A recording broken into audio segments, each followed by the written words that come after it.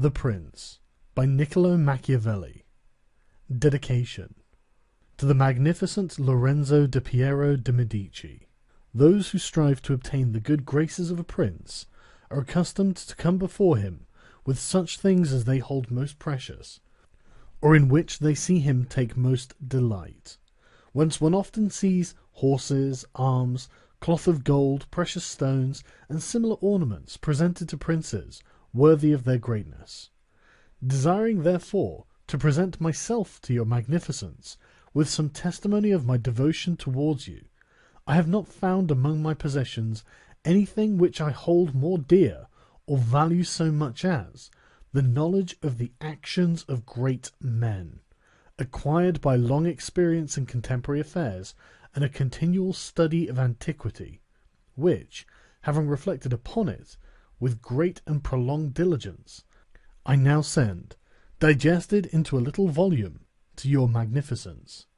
And although I may consider this work unworthy of your countenance, nevertheless I trust much to your benignity that it may be acceptable, seeing that it is not possible for me to make a better gift than to offer you the opportunity of understanding, in the shortest time, all that I have learned in so many years, and with so many troubles and dangers, which work I have not embellished with swelling or magnificent words, nor stuffed with rounded periods, nor with any extrinsic allurements or adornments whatever, with which so many are accustomed to embellish their works. For I have wished either that no honour should be given of it, or else that the truth of the matter and the weightiness of the theme shall make it acceptable. Nor do I hold with those who regard it as a presumption if a man of low and humble condition dare to discuss and settle the concerns of princes, because, just as those who draw landscapes place themselves below in the plain to contemplate the nature of the mountains and of lofty places, and in order to contemplate the plains, place themselves upon high mountains,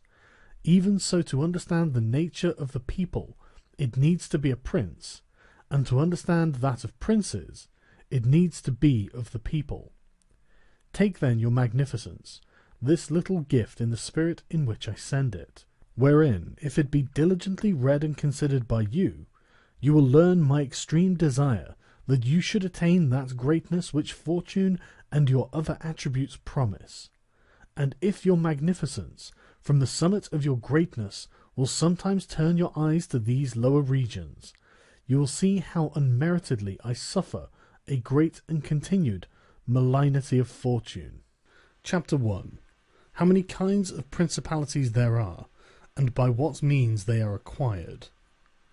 All states, all powers, that have held and hold rule over men, have been and are either republics or principalities.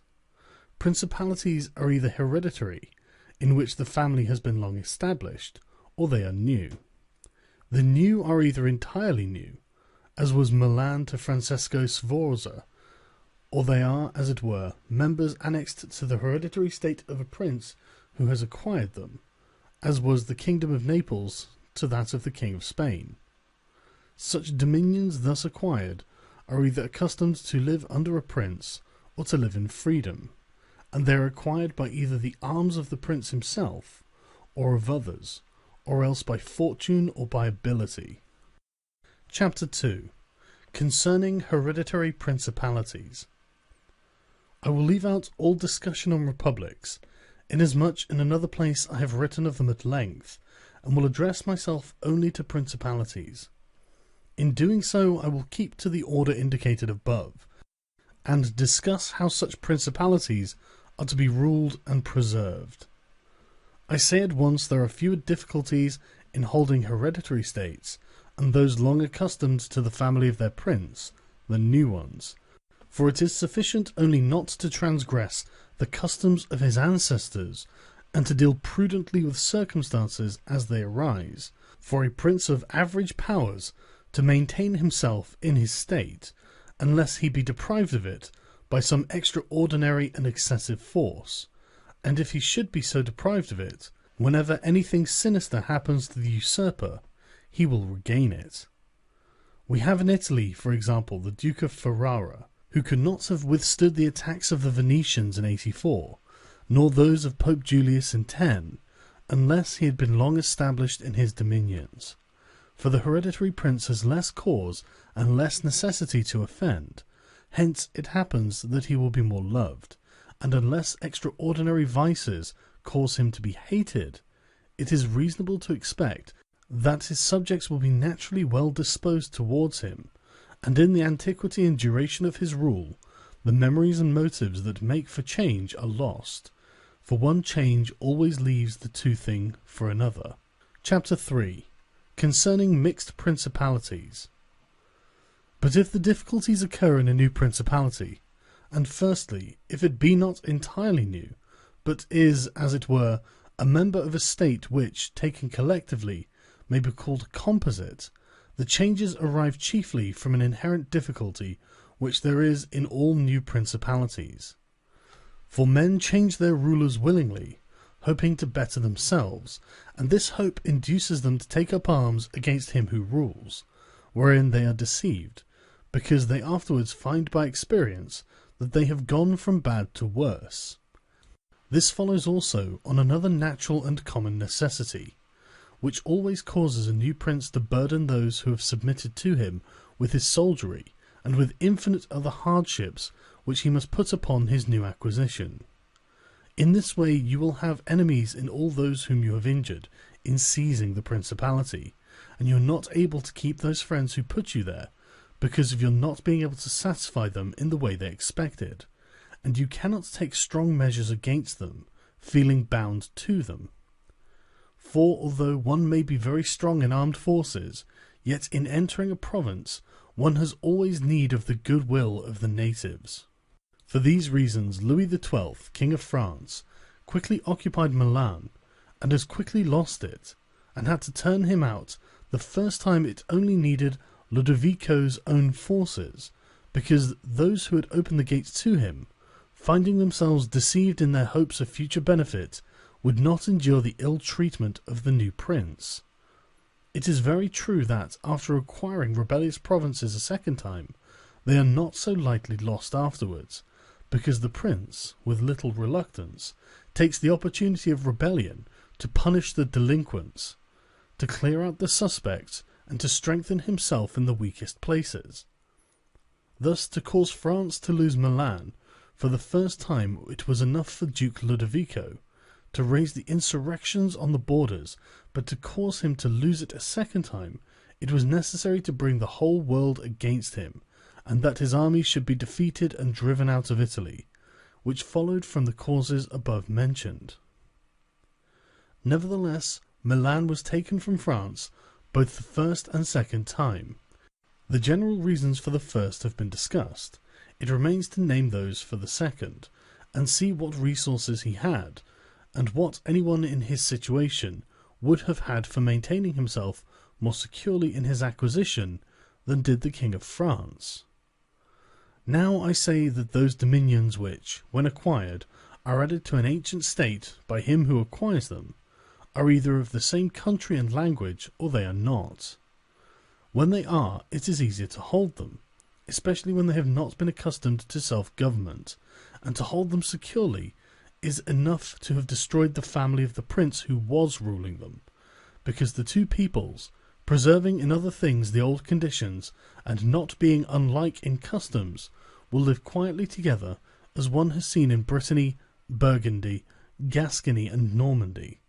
which have been bound to France for so long a time, and, although there may be some difference in language, nevertheless the customs are alike, and the people will easily be able to get on amongst themselves. He who has annexed them, if he wishes to hold them, has only to bear in mind two considerations. The one, that the family of their former lord is extinguished; the other, that neither their laws nor their taxes are altered, so that in a very short time they will become entirely one body with the old principality. But when states are acquired in a country differing in language, customs, or laws, there are difficulties, and good fortune and great energy are needed to hold them, and one of the greatest and most real helps would be that he who has acquired them should go and reside there. This would make his position more secure and durable, as it has made that of the Turk in Greece, who, notwithstanding all other measures taken by him for holding that state, if he had not settled there, would not have been able to keep it. Because if one is on the spot, disorders are seen as they spring up, and one can quickly remedy them.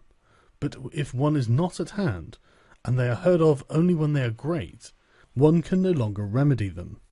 Besides this, the country is not pillaged by your officials. The subjects are satisfied by prompt recourse to the prince. Thus, wishing to be good, they have more cause to love him, and wishing to be otherwise, to fear him. He who would attack that state from the outside must have the utmost caution. As long as the prince reside there, it can only be wrested from him with the greatest difficulty. The other and better course is to send colonies to one or two places, which may be as keys to that state, for it is necessary either to do this, or to else keep there a great number of cavalry and infantry. A prince does not spend much on colonies, for with little or no expense he can send them out and keep them there,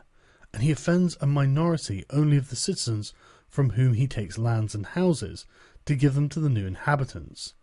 and those whom he offends, remaining poor and scattered, are never able to injure him, whilst the rest, being uninjured, are easily kept quiet, and at the same time are anxious not to err, for fear should it happen to them as it has to those who have been despoiled. In conclusion, I say that these colonies are not costly, they are more faithful, they injure less, and the injured, as has been said, being poor and scattered, cannot hurt. Upon this, one has to remark that men ought to be either well treated or crushed, because they avenge themselves of lighter injuries. Of more serious ones, they cannot. Therefore the injury that is done to a man ought to be of such a kind that one does not stand in fear of revenge. But in maintaining armed men there in place of colonies, one spends much more, having to consume on the garrison all the income from the state, so that the acquisition turns into a loss, and many more are exasperated, because the whole state is injured. Through the shifting of the garrison up and down, all become acquainted with hardship, and all become hostile, and they are enemies who, whilst beaten on their own ground, are able yet to do hurt. For every reason, therefore, such guards are as useless as a colony is useful. Again, the prince who holds a country differing in the above respects ought to make himself the head and defender of his less powerful neighbours, and to weaken the more powerful amongst them, taking care that no foreigner as powerful as himself shall, by any accident, get a footing there, for it will always happen that such a one will be introduced by those who are discontented, either through excessive ambition or through fear, as one has seen already.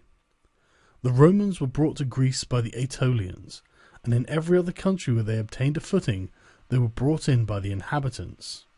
And the usual course of affairs is that, as soon as a powerful foreigner enters a country, all the subject states are drawn to him, moved by the hatred which they feel against the ruling power.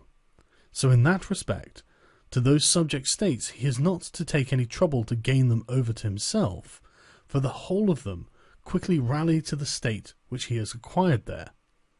He has only to take care that they do not get hold of too much power and too much authority, and then with his own forces and with their goodwill he can easily keep down the more powerful of them, as to remain entirely master in the country, and he who does not properly manage this business will soon lose what he has acquired, and whilst he does it, he will have endless difficulties and troubles. The Romans, in the countries which they annexed, observed closely these measures. They sent colonies and maintained friendly relations with the minor powers, without increasing their strength. They kept down the greater, and did not allow any strong foreign powers to gain authority. Greece appears to me sufficient for an example. The Achaeans and the Aetolians were kept friendly by them, but the kingdom of Macedonia was humbled. Antiochus was driven out, yet the merits of the Achaeans and the Aetolians never secured for them permission to increase their power, nor did the persuasions of Philip ever induce the Romans to be his friends without first humbling him, nor did the influence of Antiochus make them agree that he should retain any lordship over the country, because the Romans did in these instances what all prudent princes ought to do, who have to regard not only present troubles, but also future ones, for which they must prepare with every energy, because, when foreseen, it is easy to remedy them, but if you wait until they approach, the medicine is no longer in time, because the malady has become incurable. For it happens in this, as the physicians say, it happens in a hectic fever, that in the beginning of the malady it is easy to cure, but difficult to detect, but in the course of time, not having either been detected or treated in the beginning, it becomes easy to detect, but difficult to cure. This it happens in affairs of state, for when the evils that arise that have been foreseen, which it is only given to a wise man to see, they can be quickly redressed. But when, though not having been foreseen, they have been permitted to grow in a way that everyone can see them, there is no longer a remedy. Therefore the Romans, foreseeing troubles, dealt with them at once, and, even to avoid a war, would not let them come to a head, for they knew that war is not to be avoided, but it is only to be put off to the advantage of others. Moreover, they wished to fight with Philip and Antiochus in Greece, so not to have to do so in Italy. They could have avoided both, but this they did not wish, nor did that ever please them which is ever in the mouths of the wise ones of our time. Let us enjoy the benefits of the time, but rather the benefits of their own valour and prudence, for time drives everything before it, and is able to bring with it the good as well as the evil, and the evil as well as the good. But let us turn to France, and inquire whether she has done any of the things mentioned. I will speak of Louis XII, and not of Charles VIII,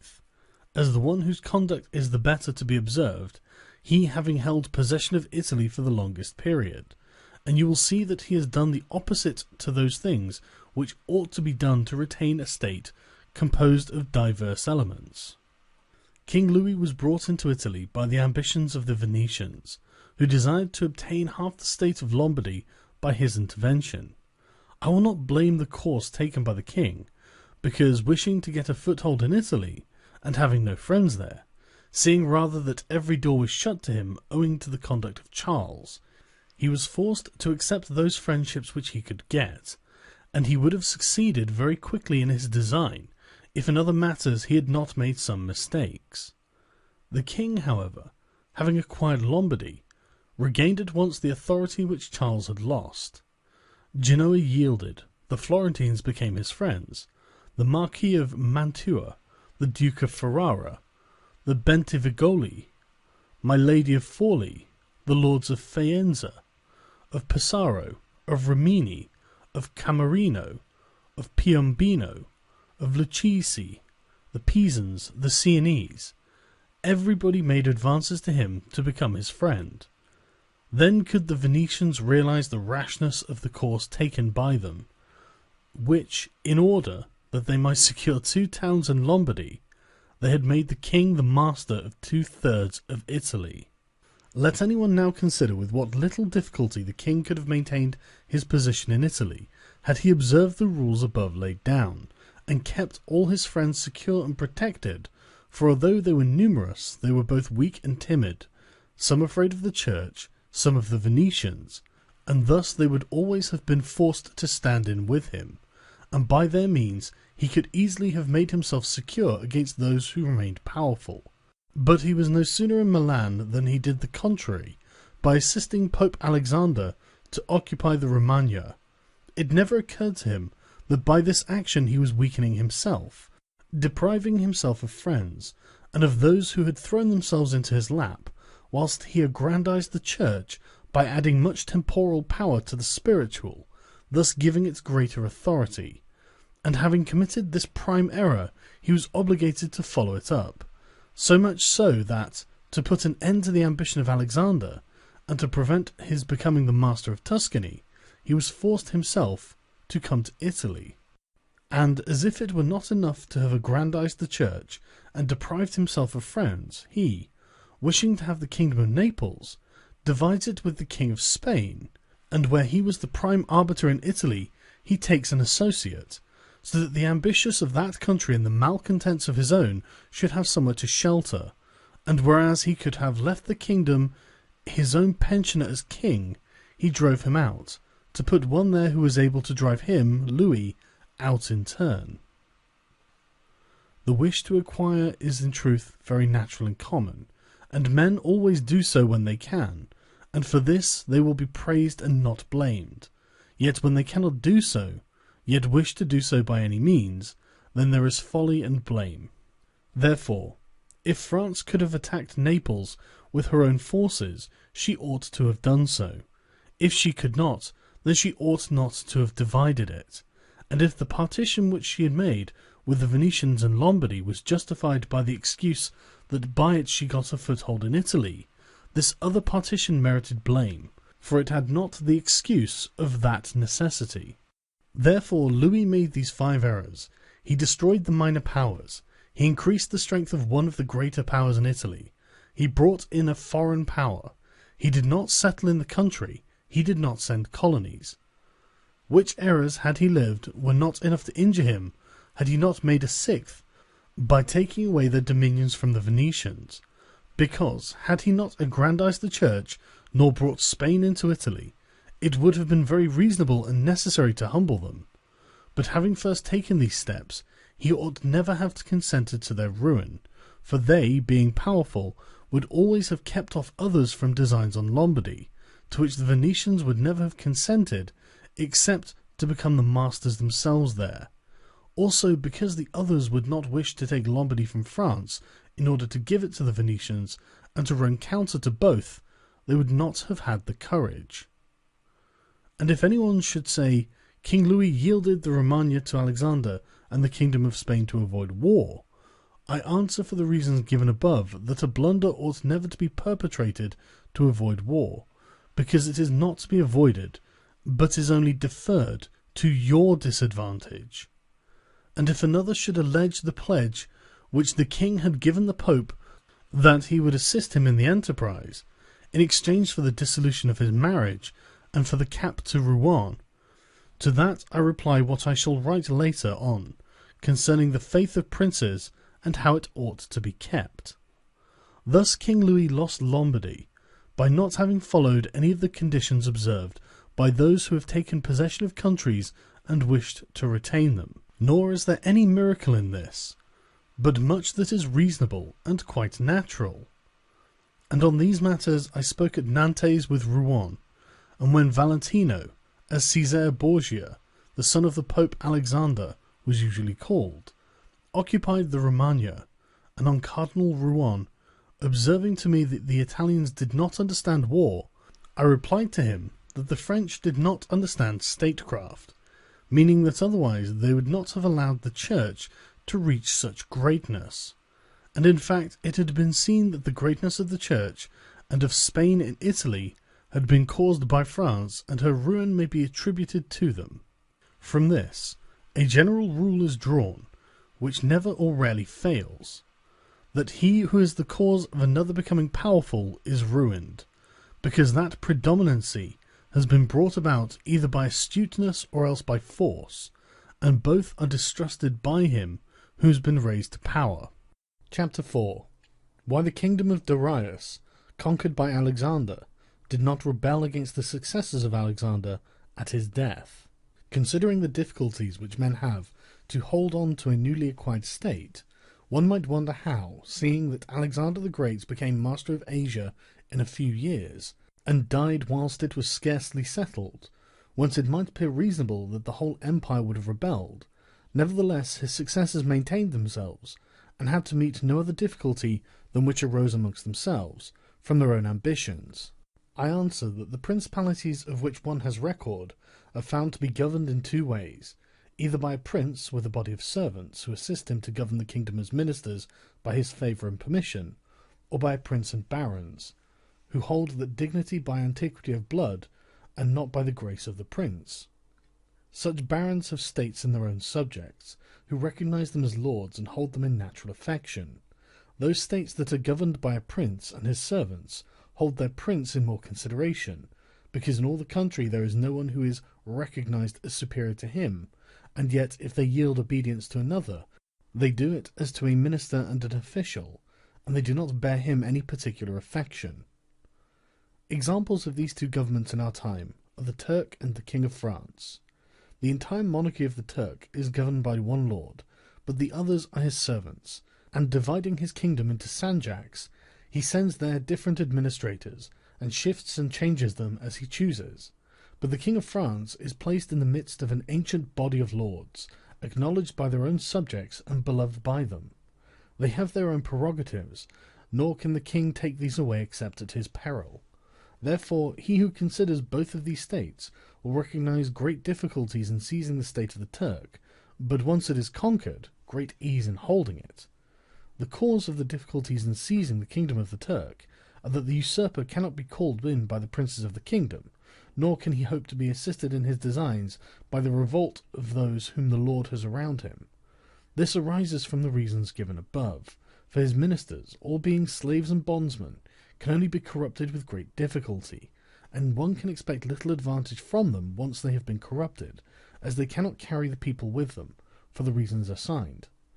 Hence, he who attacks the Turks must bear in mind that he will find him united, and will not have to rely more on his own strength than on the revolt of others. But if the Turk has been conquered, and routed in the field in such a way that he cannot replace his armies, there is nothing to fear but the family of the prince, and this, being exterminated, there remains no one to fear, the others having no credit with the people, and as the conqueror did not rely on them before his victory, so he ought not to fear them after it. The contrary happens in kingdoms governed like that of France, because one can easily enter there by gaining over some baron of the kingdom, for one always finds malcontents and such as desire a change.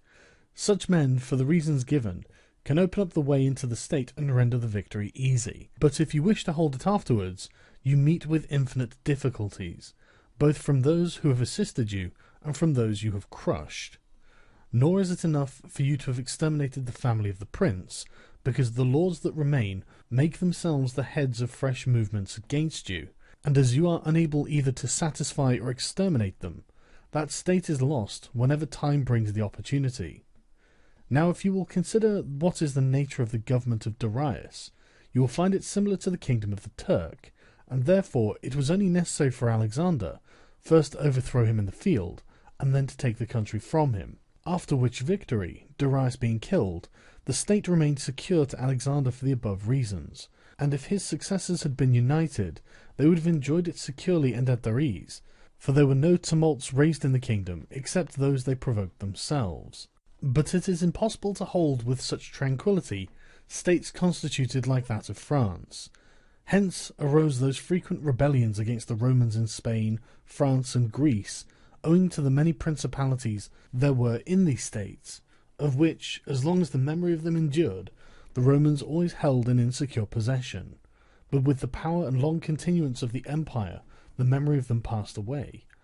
and the Romans then became the secure possessors. And when fighting afterwards amongst themselves, each one was able to attach to himself his own parts of the country, according to the authority he had assumed there, and the family of the former lord being exterminated, none other than the Romans were acknowledged. When these things are remembered, no one will marvel at the ease with which Alexander held the empire of Asia, or at the difficulties which others had to keep in acquisition, such as Pyrrhus and many more. This is not occasioned by the little or abundance of ability in the conqueror, but by the want of uniformity in the subject state. Chapter 5. Concerning the way to govern cities or principalities which lived under their own laws before they were annexed. Whenever those states which have been acquired, as stated, have been accustomed to live under their own laws and in freedom, there are three courses for those who wish to hold them. The first is to ruin them. The next is to reside there in person. The third is to permit them to live under their own laws, drawing a tribute and establishing it within an oligarchy which will keep it friendly to you. Because such a government, being created by the prince, knows it cannot stand without his friendship and interest, and it does the utmost to support him. And therefore he who would keep a city accustomed to freedom will hold it more easily by the means of its own citizens than any other way. There are, for example, the Spartans and the Romans. The Spartans held Athens and Thebes, establishing there an oligarchy. Nevertheless, they lost them. The Romans, in order to hold Capua, Carthage, and Numantia, dismantled them and did not lose them. They wished to hold Greece as the Spartans held it, making it free and permitting its laws, and did not succeed. So to hold it, they were compelled to dismantle many cities in the country. For in truth there is no safe way to retain them otherwise by ruining them. And he who becomes master of a city accustomed to freedom and does not destroy it, may expect to be destroyed by it. For in rebellion it has always the watchword of liberty, and its ancient privileges as a rallying point, which neither time nor benefits will ever cause it to forget. And whatever you may do or provide against, they never forget that name or their privileges unless they are disunited or dispersed. But at every chance they immediately rally to them, as Pisa after the 100 years as she had been held in bondage by the Florentines. But when cities or countries are accustomed to live under a prince, and his family is exterminated, they, being on the one hand accustomed to obey, and on the other not having the old prince, cannot agree in making one from amongst themselves, and they do not know how to govern themselves. For this reason they are very slow to take up arms, and a prince can gain them to himself and secure them much more easily. But in republics there is more vitality, greater hatred, and more desire for vengeance, which will never permit them to allow the memory of their former liberty to rest, so that the safest way is to destroy them or to reside there. Chapter 6. Concerning new principalities which are acquired by one's own arms and ability. Let no one be surprised if, in speaking of entirely new principalities, as I shall do, I adduce the highest examples of both prince and of state, because men, walking almost always in paths beaten by others, and following by imitation of their deeds, are yet unable to keep entirely to the ways of others, or attain to the power of those they imitate. A wise man ought always to follow the paths beaten by great men, and to imitate those who have been supreme, so that if his ability does not equal theirs, at least it will savour of it. Let him act like the clever archers, who, designing to hit the mark which yet appears too far distant, and knowing the limits to which the strength of their bow attains, take aim much higher than the mark, not to reach by their strength or arrow so great a height, but to be able with the aid of so high an aim to hit the mark they wish to reach. I say, therefore, that in entirely new principalities, where there is a new prince, more or less difficulty is found in keeping them, accordingly as there is more or less ability in him who acquired the state. Now, as the fact of becoming a prince from a private station presupposes either ability or fortune, it is clear that one or other of these things will mitigate in some degree many difficulties. Nevertheless, he who has relied least on fortune is established the strongest. Further, it facilitates matters when the prince, having no other state, is compelled to reside there in person. But to come to those who, by their own ability and not through fortune, have risen to be princes, I say that Moses, Cyrus, Romulus, Theseus, and such like are the most excellent examples. And although one may not discuss Moses, he having been a mere executor of the will of God, yet he ought to be admired, if only for that favour which made him worthy to speak with God. But in considering Cyrus and the others, who have acquired or founded kingdoms, all will be found admirable, and if their particular deeds and conduct shall be considered, they will not be found inferior to those of Moses, although he had so great a preceptor. And in examining their actions and lives, one cannot see that they owed anything to fortune beyond opportunity, which brought them the material to mould into the form which seemed best to them. Without that opportunity their powers of mind would have been extinguished, and without those powers the opportunity would have come in vain. It was necessary, therefore, to Moses that he should find the people of Israel in Egypt enslaved and oppressed by the Egyptians, in order that they should be disposed to follow him, so as to be delivered out of bondage. It was necessary that Romulus should not remain in Alba,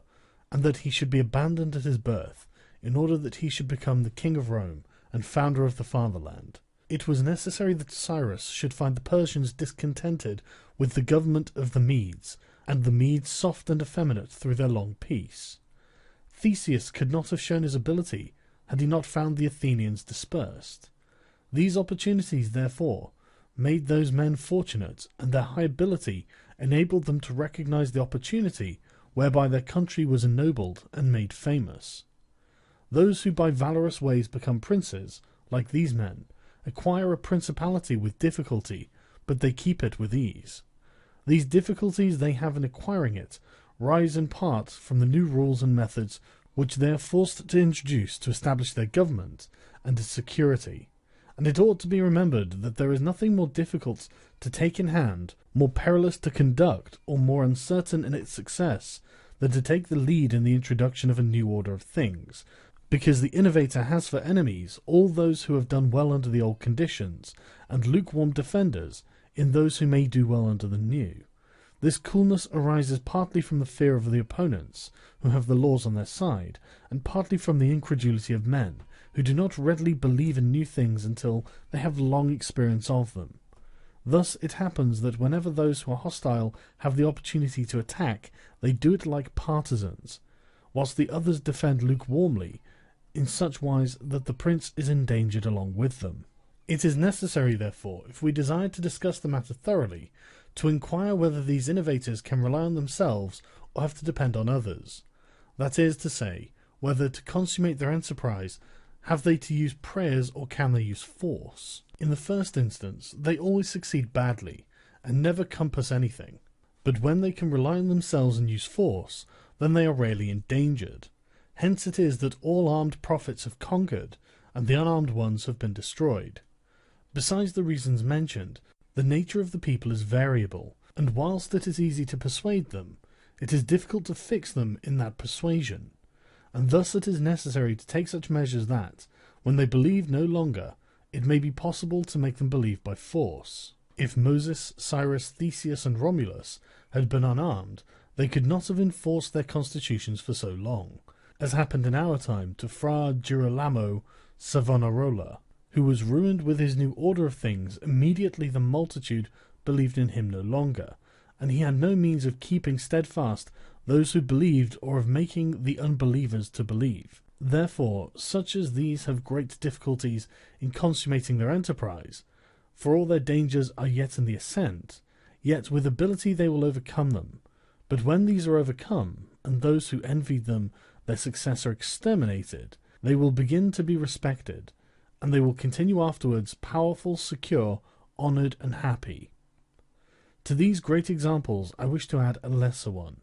It still bears some resemblance to them, and I wish it to suffice me for all of a like kind. It is Hiero the Syracusan. This man rose from a private station to be the Prince of Syracuse, nor did he, either, owe anything to fortune but to opportunity, for the Syracusans, being oppressed, chose him for their captain. Afterwards he was rewarded by being made their prince. He was of so great ability, even as a private citizen, that one who writes of him says he wanted nothing but a kingdom to be a king. This man abolished the old soldiery, organized the new,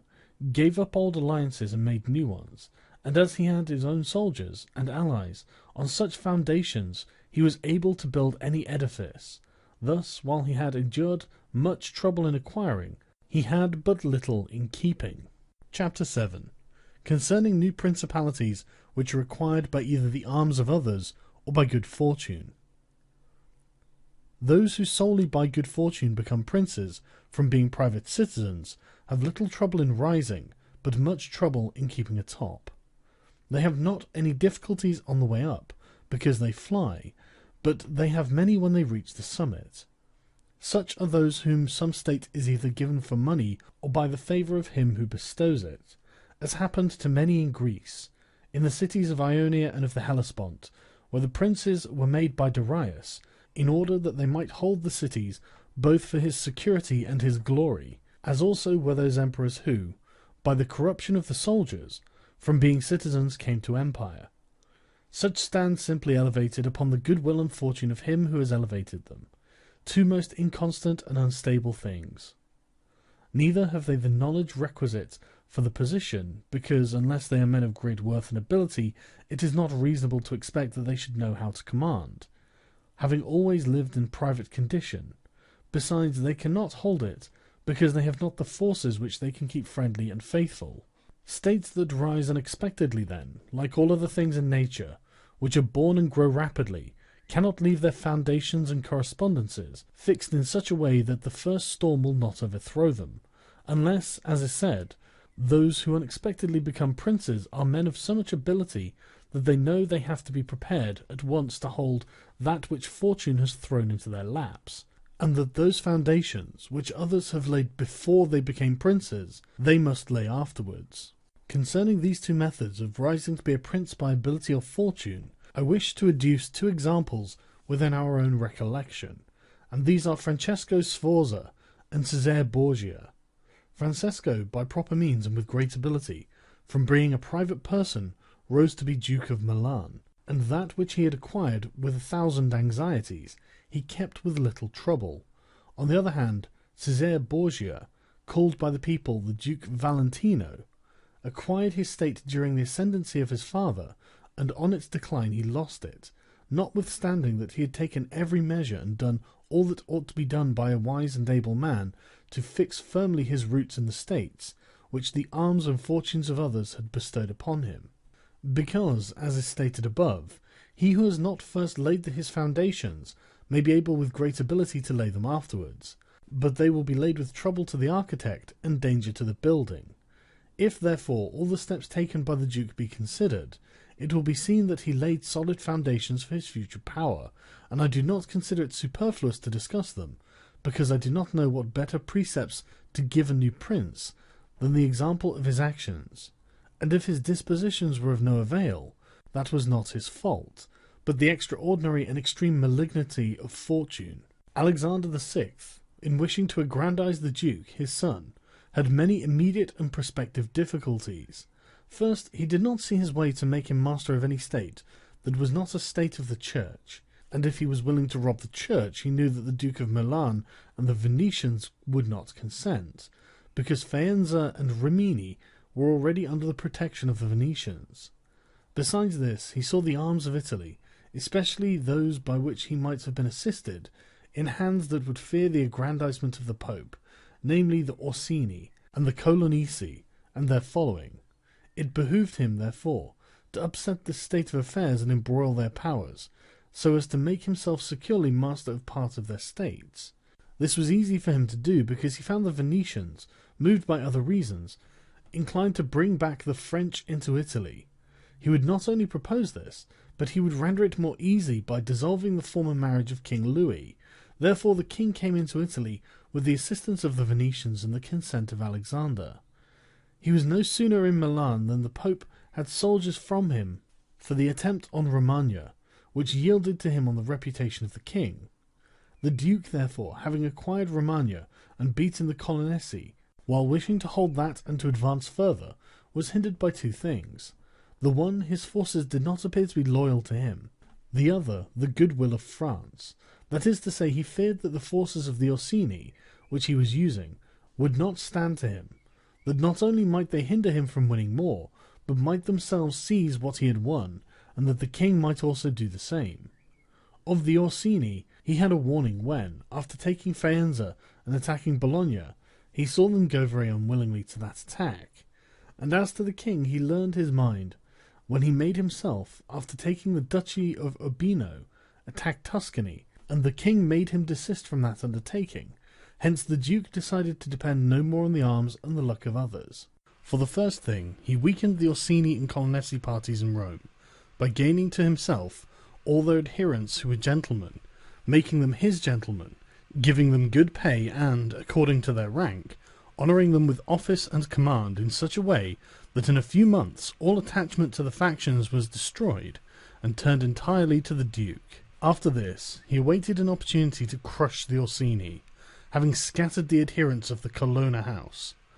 This came to him soon, and he used it well, for the Orsini, perceiving at length that the aggrandizement of the Duke and the Church was the ruin to them, called a meeting of the Magnoni in Perugia. From this sprung the rebellion at Urbino, and the tumults in the Romagna, with endless dangers to the Duke, all of which he overcame with the help of the French. Having restored his authority, not to leave it at risk by trusting either to the French or to other outside forces, he had recourse to his wiles, and he knew so well how to conceal his mind that, by the mediation of Signor Pagolo, whom the Duke did not fail to secure with all kinds of attention, giving him money, apparel, and horses, the Orsini were reconciled, so that their simplicity brought them into his power at Sinigalia. Having exterminated the leaders and turned their partisans into his friends, the Duke laid sufficiently good foundations to his power, having all the Romagna and the Duchy of Urbino, and all the people now beginning to appreciate their prosperity, he gained them all over to himself. And as this point is worthy of notice, and to be imitated by others, I am not willing to leave it out. When the Duke occupied the Romagna, he found it under the rule of weak masters,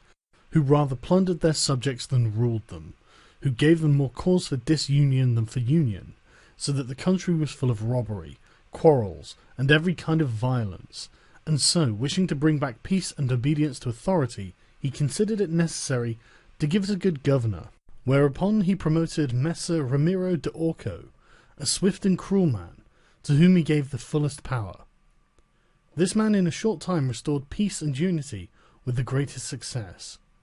Afterwards the Duke considered that it was not advisable to confer such excessive authority, for he had no doubt but that he would become odious. So he set up a court of judgment in the country, under a most excellent president, wherein all cities had their advocates. And because he knew that the past severity had caused some hatred against himself, so to clear himself in the minds of the people, and to gain them entirely to himself, he desired to show that, if any cruelty had been practised, it had not originated with him, but with the natural enemies of the minister.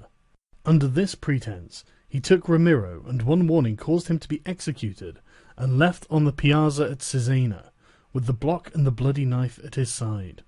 The barbarity of this spectacle caused the people to be at once satisfied and dismayed.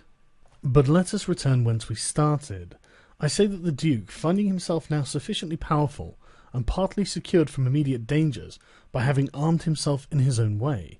and having in a great measure crushed those forces in his vicinity that could injure him if he wished to proceed with his conquest, had next to consider France, for he knew that the king, who was too late aware of his mistake, would not support him. And from this time he began to seek new alliances, and to temporize with France in the expedition which she was making towards the kingdom of Naples against the Spaniards, who were besieging Gaeta. It was his intention to secure himself against them, and this he would quickly have accomplished had Alexander lived. Such was his line of action as to present affairs, but as to the future he had to fear, in the first place, that a new successor to the church might not be friendly to him, and might seek to take from him that which Alexander had given him, so he decided to act in 4 ways. Firstly, by exterminating the families of those lords whom he had despoiled, as to take away that pretext from the Pope. Secondly, by winning to himself all the gentlemen of Rome, so as to be able to curb the Pope with their aid, as has been observed. Thirdly, by converting the college more to himself. Fourthly, by acquiring so much power before the Pope should die, that he could, by his own measures, resist the first shock.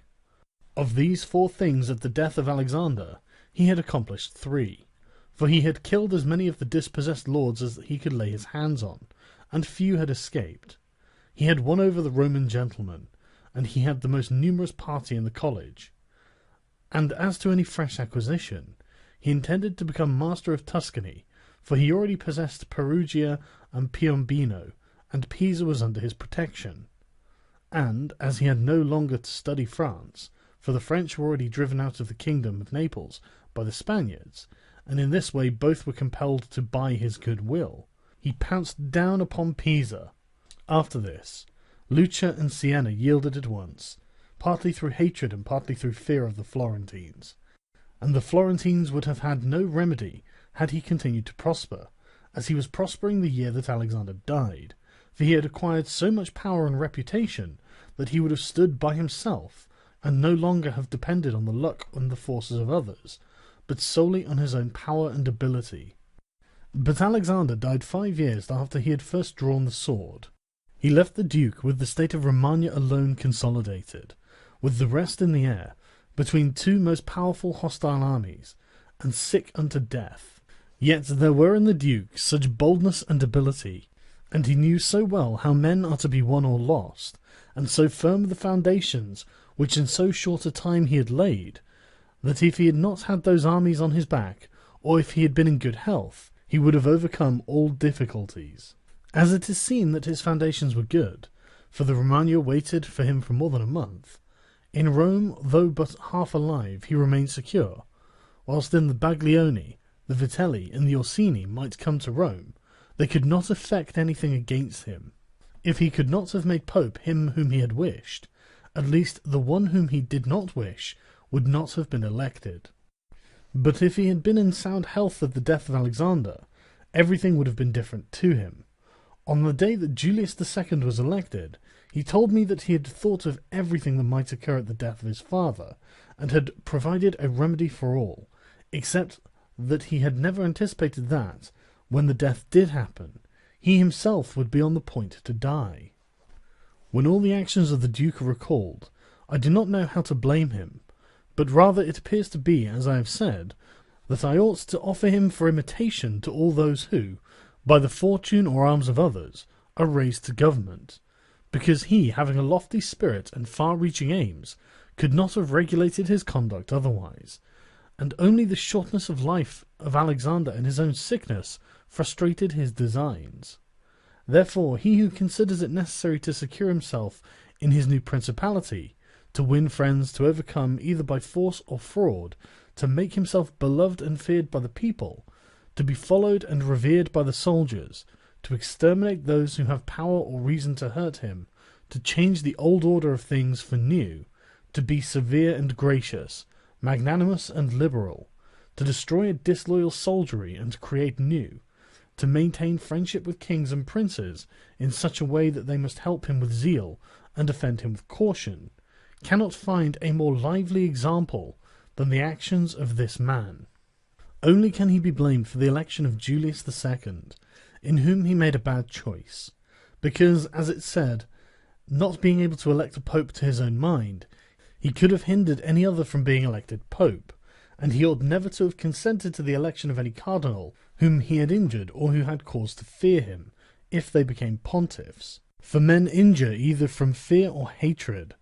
Those whom he had injured, amongst others, were San Pietro ad Vincula, Colonna, San Giorgio, and Ascanio. The rest, in becoming pope, had to fear him. Rouen and the Spaniards accepted, the latter from their relationship and obligations, the former from his influence, the kingdom of France having relations with him. Therefore, above everything, the Duke ought to have created a Spaniard pope, and failing him, he ought to have consented to Rouen, and not to San Pietro ad Vincula.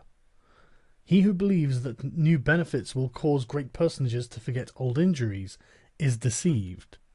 Therefore the Duke erred in his choice, and it was the cause of his ultimate ruin. Chapter 8. Concerning those who have obtained a principality by wickedness. Although a prince may rise from a private station in two ways, neither of which can be entirely attributed to fortune or genius, yet it is manifest to me that I must not be silent on them, although one could be more copiously treated when I discuss republics. These methods are when, either by some wicked or nefarious ways, one ascends to the principality, or when, by the favour of his fellow citizens, a private person becomes the prince of his country. And speaking of the first method, it will be illustrated by two examples, one ancient, the other modern, and without entering further into the subject, I consider these two examples will suffice for those who may be compelled to follow them. Agathocles the Sicilian became king of Syracuse, not only from a private, but from a low and abject position. This man, the son of a potter, through all the changes in his fortunes, always led an infamous life. Nevertheless, he accompanied his infamies with so much ability of mind and body, that, having devoted himself to the military profession, he rose through its ranks to be praetor of Syracuse. Being established in that position, and having deliberately resolved himself to make himself prince and to seize by violence, without obligation to others, that which had been conceded to him by assent, he came to an understanding for this purpose with Hamilcar the Carthaginian, who with his army was fighting in Sicily. One morning he assembled the people and the Senate of Syracuse, as if he had to discuss with them things relating to the Republic, and at the given signal, The soldiers killed all the senators and the richest of the people. These dead, he seized and held the princedom of that city without any civil commotion. And although he was twice routed by the Carthaginians, and ultimately besieged, yet not only was he able to defend his city, but leaving part of his men for its defence, with the others he attacked Africa, and in a short time raised the siege of Syracuse. The Carthaginians, reduced to extreme necessity, were compelled to come to terms with Agathocles, and leave Sicily to him, and had to be content with the possession of Africa. Therefore, he who considers the actions and genius of this man will see nothing or little which can be attributed to fortune, inasmuch as he attained preeminence, as is shown above, not by the favour of any one, but step by step in the military profession, which steps were gained with 1,000 troubles and perils, and were afterwards boldly held by him with many hazardous dangers. Yet it cannot be called talent to slay fellow citizens, and to deceive friends, to be without faith, without mercy, without religion. Such methods may gain empire, but not glory. Still, if the courage of Agathocles in entering into and extricating himself from dangers be considered, together with his greatness of mind in enduring and overcoming hardships, it cannot be seen why he should be esteemed less than the most notable captain. Nevertheless, his barbarous cruelty and inhumanity, with infinite wickedness, do not permit him to be celebrated among the most excellent men. What he achieved cannot be attributed either to fortune or genius. In our times, during the rule of Alexander VI, Oliverotto de Fermo, having been left an orphan many years before, was brought up by his maternal uncle, Giovanni Fogliani, and in the early days of his youth sent to fight under Paolo Vitelli, that, being trained under his discipline, he might attain some high position in the military profession. After Pagolo died, he fought under his brother Vitellozzo, and in the very short time, being endowed with wit and a vigorous body and mind, he became the first man in his profession.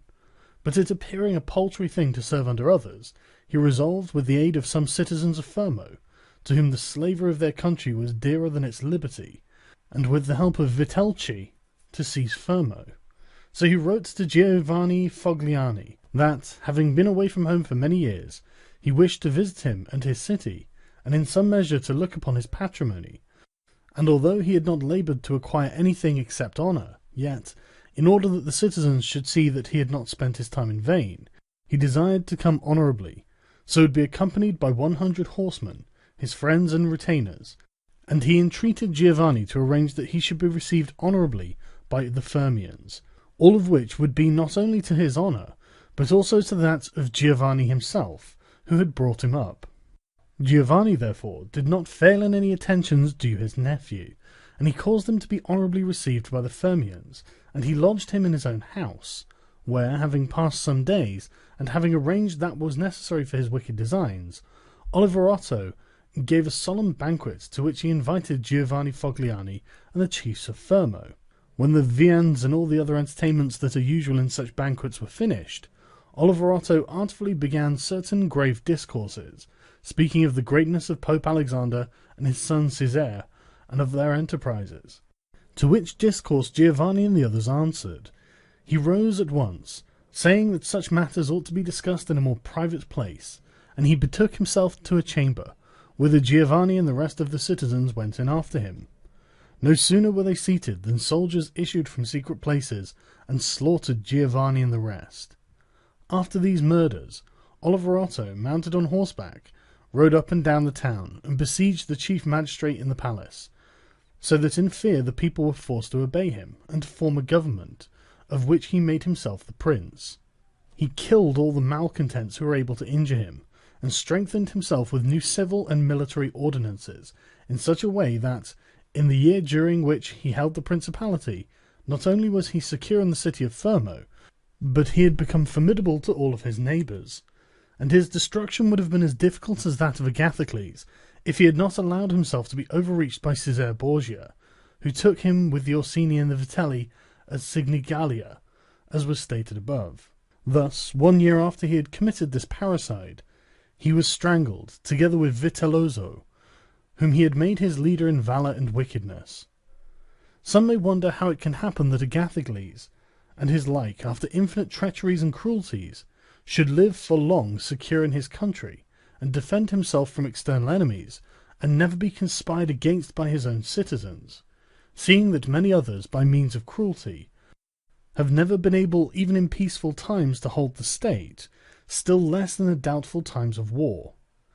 I believe that this follows from severities being badly or properly used. Those may be called properly used if of evil it is possible to speak well, that are applied at one blow and are necessary to one's security, and that are not persisted in afterwards unless they can be turned to the advantage of the subjects. The badly employed are those which, notwithstanding they may be few in the commencement, multiply with time rather than decrease. Those who practice the first system are able, by the aid of God or man, to mitigate in some degree their rule, as Agathocles did. It is impossible for those who follow the other to maintain themselves. Hence it is to be remarked that, in seizing a state, the usurper ought to examine closely into all those injuries which it is necessary for him to inflict, and to do them all at one stroke, so as not to have to repeat them daily, and thus by not unsettling men he will be able to reassure them, and win them to himself by benefits. He who does otherwise, either from timidity or from evil advice, is always compelled to keep the knife in his hand. Neither can he rely on his subjects, nor can they attach themselves to him, owing to their continued and repeated wrongs. For injuries ought to be done all at one time, so that, being tasted less, they offend less. Benefits ought to be given little by little, so that the flavour of them may last longer. And above all things, a prince ought to live amongst his people in such a way that no unexpected circumstances, whether for good or evil, shall make him change, because if the necessity for this comes in troubled times, you are too late for harsh measures, and mild ones will not help you, for they will be considered as forced from you, and no one will be under any obligation to you for them. Chapter 9. Concerning a civil principality.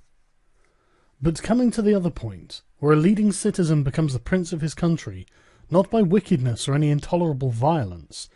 but by the favour of his fellow citizens, this may be called a civil principality, nor is it genius or fortune altogether necessary to attain it, but rather a happy shrewdness.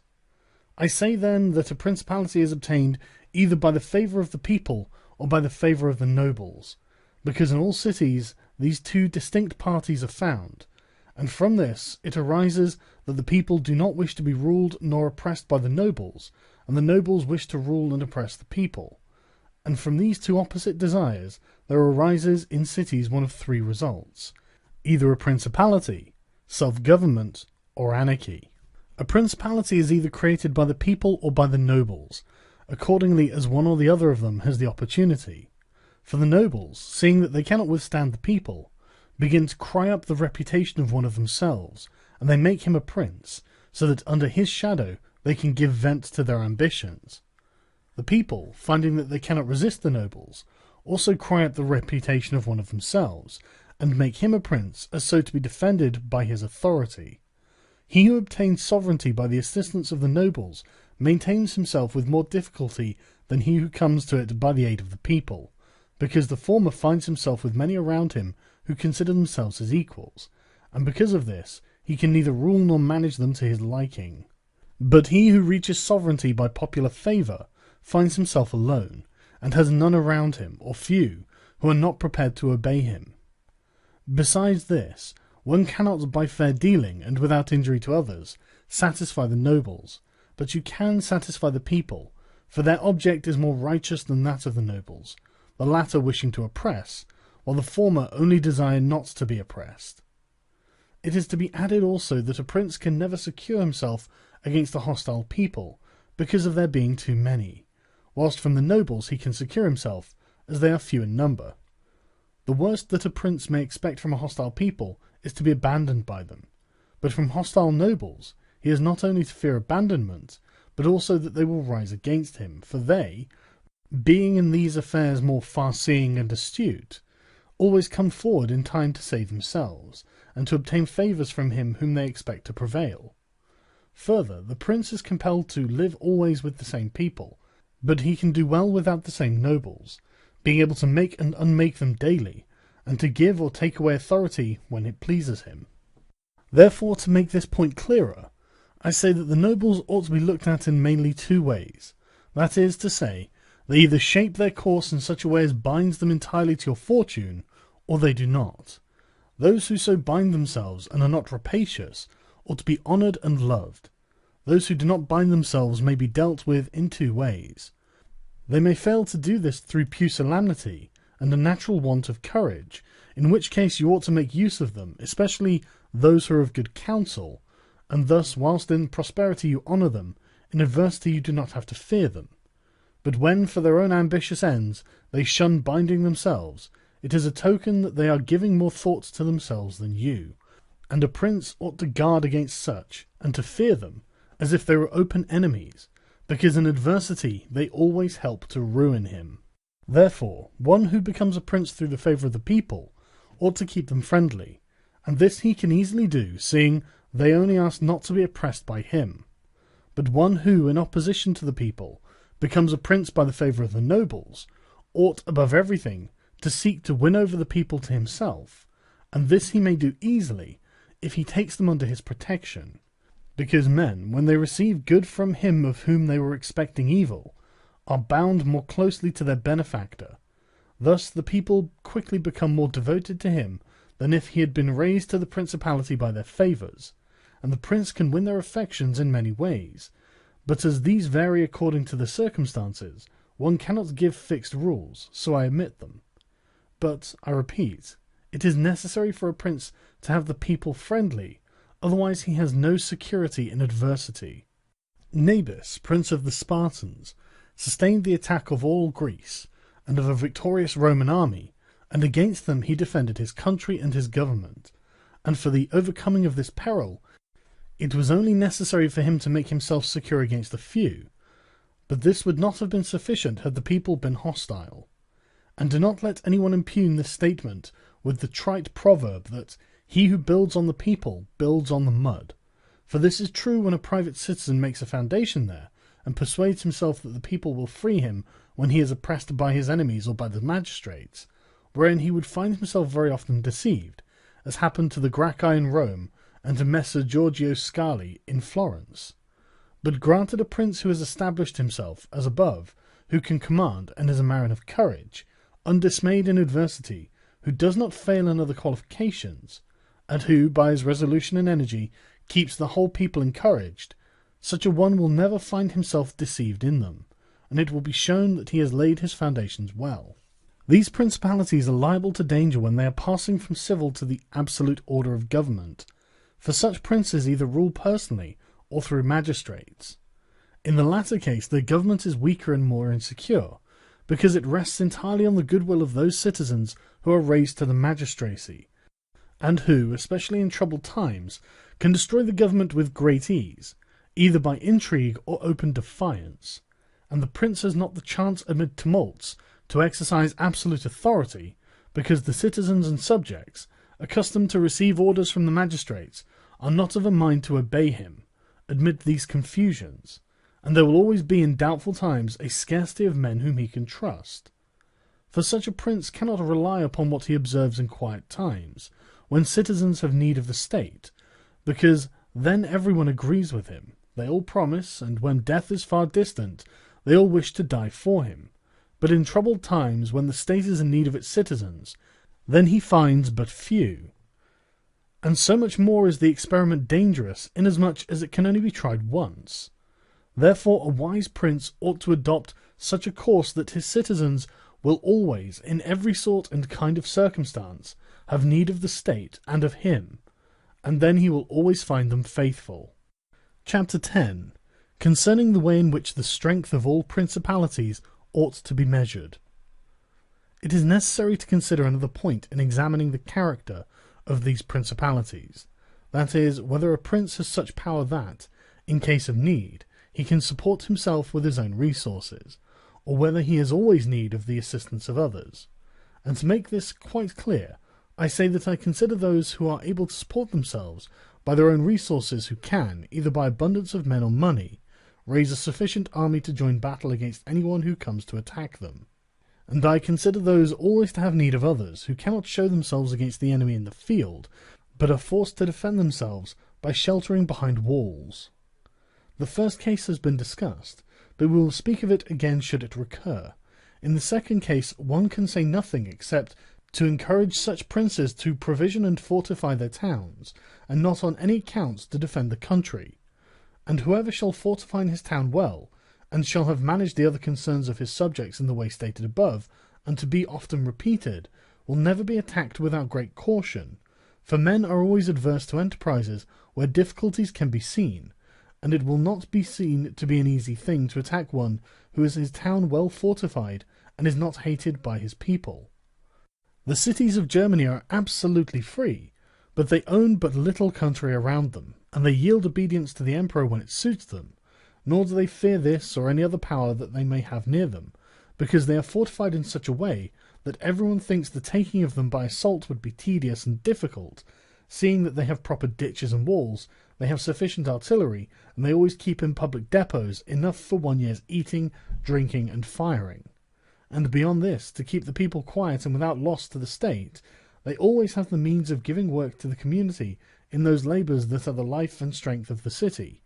and on the pursuit of which the people are supported. They also hold military exercises in repute, and moreover have many ordinances to uphold them. Therefore a prince who has a strong city, and has not made himself odious, will not be attacked, or if anyone should attack, he will only be driven off with disgrace. Again, because the affairs of this world are so changeable, it is almost impossible to keep an army a whole year in the field without being interfered with, and whoever should reply, if the people have property outside the city and see it burnt, they will not remain patient, and the long siege and self-interest will make them forget their prince. To this I answer that a powerful and courageous prince will overcome all such difficulties by giving at one time hope to his subjects that the evil will not be for long, at another time fear of the cruelty of the enemy, then preserving himself adroitly from those subjects who seem to him to be too bold. Further, the enemy would naturally, on his arrival, at once burn and ruin the country at the time when the spirits of the people are still hot and ready for the defence, and therefore so much the less ought the prince to hesitate, because after a time, when spirits have cooled and the damage is already done, the ills are incurred, and there is no longer any remedy, and therefore they are so much more the ready to unite with the prince, he appearing to be under obligations to them now that their houses have been burnt and their possessions ruined in his defence. For it is the nature of men to be bound by the benefits they confer as much by those as they receive. Therefore, if everything is well considered, it will not be difficult for a wise prince to keep the minds of his citizens steadfast from first to last, when he does not fail to support and defend them. Chapter 11. Concerning ecclesiastical principalities. It only remains now to speak of ecclesiastical principalities, touching which all difficulties are prior to getting possession, because they are acquired either by capacity or good fortune, and they can be held without either, for they are sustained by the ancient ordinances of religion, which are so all-powerful, and of such a character that the principalities may be held no matter how their princes behave and live. These princes alone have states and do not defend them. They have subjects and do not rule them, and the states, though unguarded, are not taken from them, and the subjects, although not ruled, do not care, and they have neither the desire nor the ability to alienate themselves. Such principalities only are secure and happy, but being upheld by powers to which the human mind cannot reach, I shall speak no more of them, because, being exalted and maintained by God, it would be the act of a presumptuous and rash man to discuss them. Nevertheless, if anyone should ask of me how it comes that the Church has attained such greatness in temporal power, seeing that from Alexander backwards the Italian potentates, not only those who have been called potentates, but every baron and lord, though the smallest, have valued their temporal power very slightly, yet now a king of France trembles before it, and it has been able to drive him from Italy, and to the ruin of the Venetians. Although this may be very manifest, it does not appear to me superfluous to recall it in some measure to memory. Before Charles, King of France, passed into Italy, this country was under the dominion of the Pope, the Venetians, the King of Naples, the Duke of Milan, and the Florentines. These potentates had two principal anxieties: the one that no foreigner should enter Italy under arms, the other that none of themselves should seize more territory. Those about whom there was most anxiety were the Pope and the Venetians. To restrain the Venetians, the union of all the others was necessary, as it was for the defence of Ferrara, and to keep down the Pope they made use of the barons of Rome, who, being divided into two factions, the Orsini and the Colonnesi, had always a pretext for disorder, and, standing with arms in their hands under the eyes of the pontiff,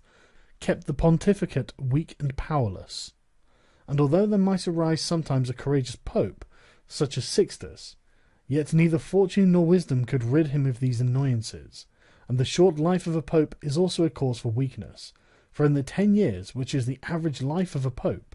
he can with difficulty lower one of the factions, and if, so to speak, one people should almost destroy the Colonnesi, another would rise hostile to the Orsini, who would support their opponents, and yet would not have time to ruin the Orsini. This was the reason why the temporal powers of the Pope were little esteemed in Italy.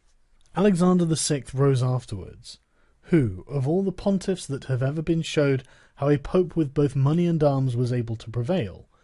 and though the instrumentality of the Duke Valentino, and by the reason of the entry of the French, he brought about all those things which I have discussed above in the actions of the Duke. And although his intention was not to aggrandize the Church, but the Duke, nevertheless he did contribute to the greatness of the Church, which, after his death and the ruin of the Duke, became the heir to all his labours. Pope Julius came afterwards and found the Church strong, possessing all the Romagna, the barons of Rome reduced to impotence, and through the chastisements of Alexander, the factions wiped out. He also found the way open to accumulate money in a manner such as never been practised before Alexander's time. Such things Julius not only followed, but improved upon, and he intended to gain Bologna, to ruin the Venetians, and to drive the French out of Italy. All of these enterprises prospered with him, so much more to his credit, inasmuch as he did everything to strengthen the Church, and not any private person. He also kept the Orsini and the Colonnesi factions within the bounds in which he found them, and although there was among them some mind to make disturbance, nevertheless he held two things firm: the one, the greatness of the Church, with which he terrified them, and the other, not allowing them to have their own cardinals, who caused the disorders among them. For whenever these factions have their cardinals, they do not remain quiet for long, because cardinals foster the factions in Rome and out of it, and the barons are compelled to support them, and thus from the ambitions of prelates arise disorders and tumults among the barons. For these reasons His Holiness Pope Leo found the pontificates most powerful, and it is to be hoped that, if others made it great in arms, he will make it still greater and more venerated by his goodness and infinite other virtues. Chapter 12. How many kinds of soldiery there are, and concerning mercenaries. Having discoursed particularly on the characteristics of such principalities as in the beginning I proposed to discuss, and having considered in some degree the causes of their being good or bad, and having shown the methods by which they have sought to acquire them and to hold them, it now remains for me to discuss generally the means of offence and defence which belong to each of them. We have seen above how necessary it is for a prince to have his foundations well laid, otherwise it follows of necessity that he will go to ruin. The chief foundations of all states, new as well as old or composite, are good laws and good arms, and as there cannot be good laws where the state is not well armed, it follows that where they are well armed they have good laws. I shall leave the laws out of the discussion, and I shall speak of the arms. I say, therefore, that the arms with which a prince defends his state are either his own, or they are mercenaries, auxiliaries, or mixed. Mercenaries and auxiliaries are useless and dangerous, and if one holds his state based on these arms, he will stand neither firm nor safe, for they are disunited, ambitious, and without discipline, unfaithful, valiant before friends, cowardly before enemies. They have neither the fear of God nor fidelity to men, and destruction is deferred only so long as the attack is. For in peace one is robbed by them, and in war by the enemy. The fact is, They have no other attraction or reason for keeping the field than a trifle of a stipend, which is not sufficient to make them willing to die for you. They are ready enough to be your soldiers, whilst you do not make war, but if war comes, they take themselves off or run from the foe, which I should have little trouble to prove, for the ruin of Italy has been caused by nothing else than by resting all her hopes for many years on mercenaries, and although they formerly made some display and appeared valiant amongst themselves, yet when the foreigners came they showed what they were. Thus it was that Charles, King of France, was allowed to seize Italy with chalk in hand, and he who told us that our sins were the cause of it told the truth, but they were not the sins he imagined, but those of which I have related, and as they were the sins of princes, it is the princes who have also suffered the penalty. I wish to demonstrate further the infelicity of these arms. The mercenary captains are either capable men or they are not, and if they are, you cannot trust them, because they always aspire to their own greatness, either by oppressing you, who are their master, or others contrary to your intentions. But if the captain is not skilful, you are ruined in the usual way. And if it be urged that whoever is armed will act in the same way, whether mercenary or not, I reply that when arms have been resorted to, either by a prince or a republic, then the prince ought to go in person and perform the duty of a captain. The republic has to send its citizens, and when one is sent who does not turn out satisfactorily, it ought to recall him, and when one is worthy, to hold him by the laws so he does not leave the command. And experience has shown that princes and republics, single-handed, making the greatest progress, and mercenaries doing nothing except damage, and it is more difficult to bring a republic, armed with its own arms, under the sway of one of its citizens, than it is to bring one armed with foreign arms. Rome and Sparta stood for many ages armed and free.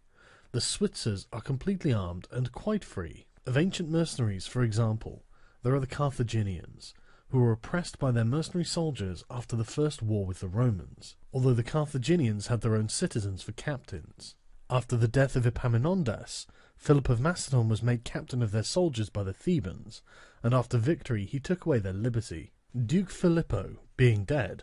the Milanese enlisted Francesco Sforza against the Venetians, and he, having overcome the enemy at Caravaggio, allied himself with them to crush the Milanese, his masters.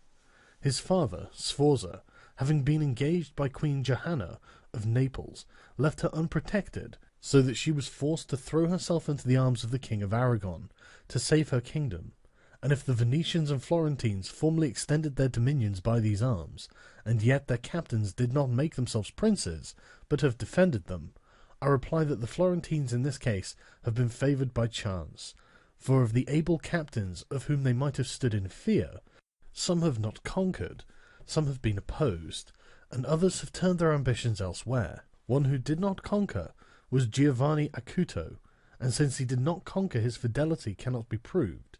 But everyone will acknowledge that, had he conquered, the Florentines would have stood at his discretion. Sforza had the Bracceschi always against him, so they watched each other. Francesco turned his ambition to Lombardy, Braccio against the Church and the Kingdom of Naples. But let us come to that which happened a short while ago. The Florentines appointed as their captain Pagolo Vitelli, a most prudent man, from whom a private position had risen to the greatest renown.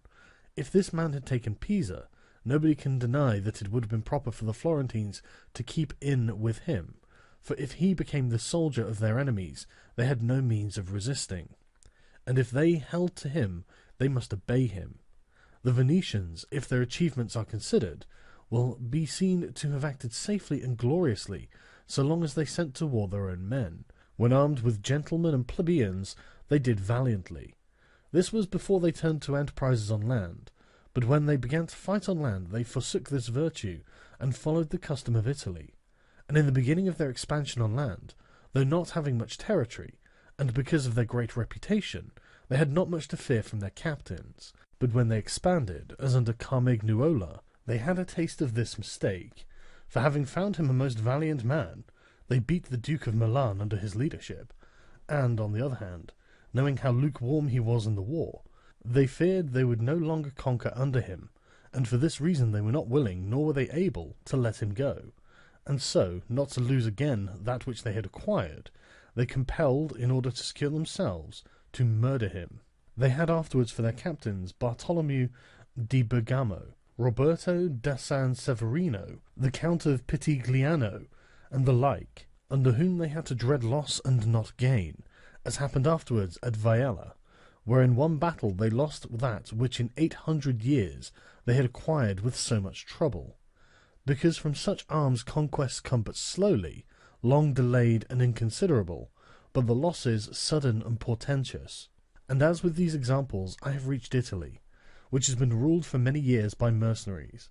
I wish to discuss them more seriously, in order that, having seen their rise and progress, one may be better prepared to counteract them. You must understand that the empire has recently come to be repudiated in Italy, that the Pope has acquired more temporal power, and that Italy has been divided up into more states, for the reason that many of the great cities took up arms against their nobles, who, formerly favoured by the emperor, were oppressing them, whilst the church was favouring them so as to gain authority and temporal power. In many others, their citizens became princes. From this it came to pass that Italy fell partly into the hands of the church and of republics, and the church consisting of priests and the republic of citizens unaccustomed to arms, both commenced to enlist foreigners. The first who gave renown to this soldiery was Alberigo de Conio, the Romagnan. From the school of this man sprang, among others, Braccio and Sforza, who in their time were the arbiters of Italy. After these came all the other captains who till now have directed the arms of Italy, and the end of all their valour has been that she has been overrun by Charles, robbed by Louis, ravaged by Ferdinand, and insulted by the Switzers. The principle that has guided them has been, first, to lower the credit of infantry so that they might increase their own. They did this because, subsisting on their pay and without territory, they were unable to support many soldiers, and a few infantry did not give them any authority, so they were led to employ cavalry, with a moderate force of which were maintained and honoured. And affairs were brought to such a pass that, in an army of 20,000 soldiers, there were not to be found 2,000 foot soldiers. They had, besides this, used every art to lessen fatigue and danger to themselves and their soldiers, not killing in the fray but taking prisoners, and liberating without ransom. They did not attack towns at night, nor did the garrisons of the towns attack encampments at night. They did not surround the camp either with stockade or ditch, nor did they campaign in the winter. All of these things were permitted by their military rules, and devised by them to avoid, as I have said, both fatigue and dangers. Thus they have brought Italy to slavery and contempt. Chapter 13. Concerning auxiliaries, mixed soldiery, and one's own. Auxiliaries, which are the other useless arm, are employed when a prince is called in with his forces to aid and defend, as was done by Pope Julius in the most recent times. For he, having in the enterprise against Ferrara had poor proof of his mercenaries, turned to auxiliaries, and stipulated with Ferdinand, King of Spain, for his assistance with men and arms. These arms may be useful and good in themselves, but for him who calls them in, they are always disadvantageous, for losing one is undone, and winning one is their captive. And although ancient histories may be full of examples, I do not wish to leave this recent one of Pope Julius II, the peril of which cannot fail to be perceived, for he, wishing to get Ferrara, threw himself entirely into the hands of the foreigner, but his good fortune brought about a third event, so that he did not reap the fruit of his rash choice, because having his auxiliaries routed at Ravenna, and the Switzers having risen and driven out the conquerors, against all exception, both his and others, it so came to pass that he did not become prisoner to his enemies, they having fled, nor to his auxiliaries, he having conquered by others' arms than theirs. The Florentines, being entirely without arms, sent 10,000 Frenchmen to take Pisa, whereby they ran more danger than at any other time of their troubles. The Emperor of Constantinople, to oppose his neighbours, sent 10,000 Turks into Greece, who, on the war being finished, were not willing to quit. This was the beginning of the servitude of Greece to the infidels. Therefore, let him who has no desire to conquer make use of these arms, for they are much more hazardous than mercenaries, because with them the ruin is already made. They are all united, all yield obedience to others, but with mercenaries, when they have conquered, more time and better opportunities are needed to injure you. They are not all of one community, they are found and paid by you, and a third party, which you have made their head, is not able all at once to assume enough authority to injure you. In conclusion, in mercenaries dastardly is most dangerous, in auxiliaries valour. The wise prince, therefore, has always avoided these arms, and turned to his own, and has been willing rather to lose with them than to conquer with the others, not deeming that a real victory, which is gained with the arms of others. I shall never hesitate to cite Cesare Borgia and his actions. This duke entered the Romagna with auxiliaries, taking there only French soldiers, and with them he captured Imola and Forli.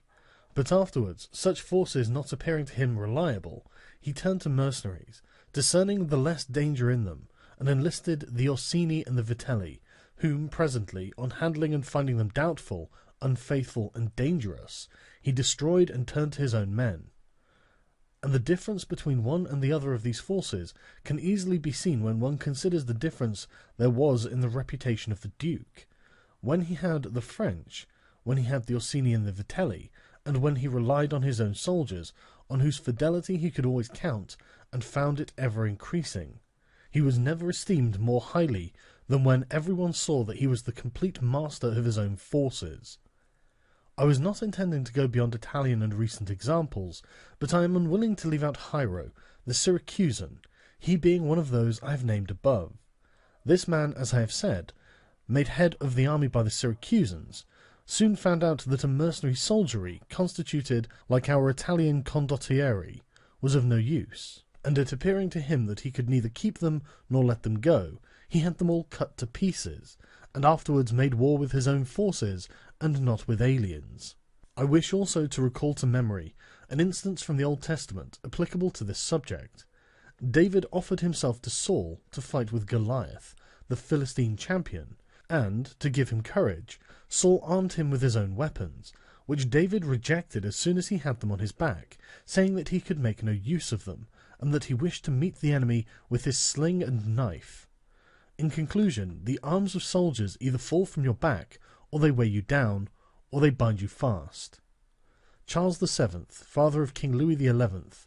having by good fortune and valour liberated France from the English, recognized the necessity of being armed with forces of his own, and he established in his kingdom ordinances concerning men-at-arms and infantry.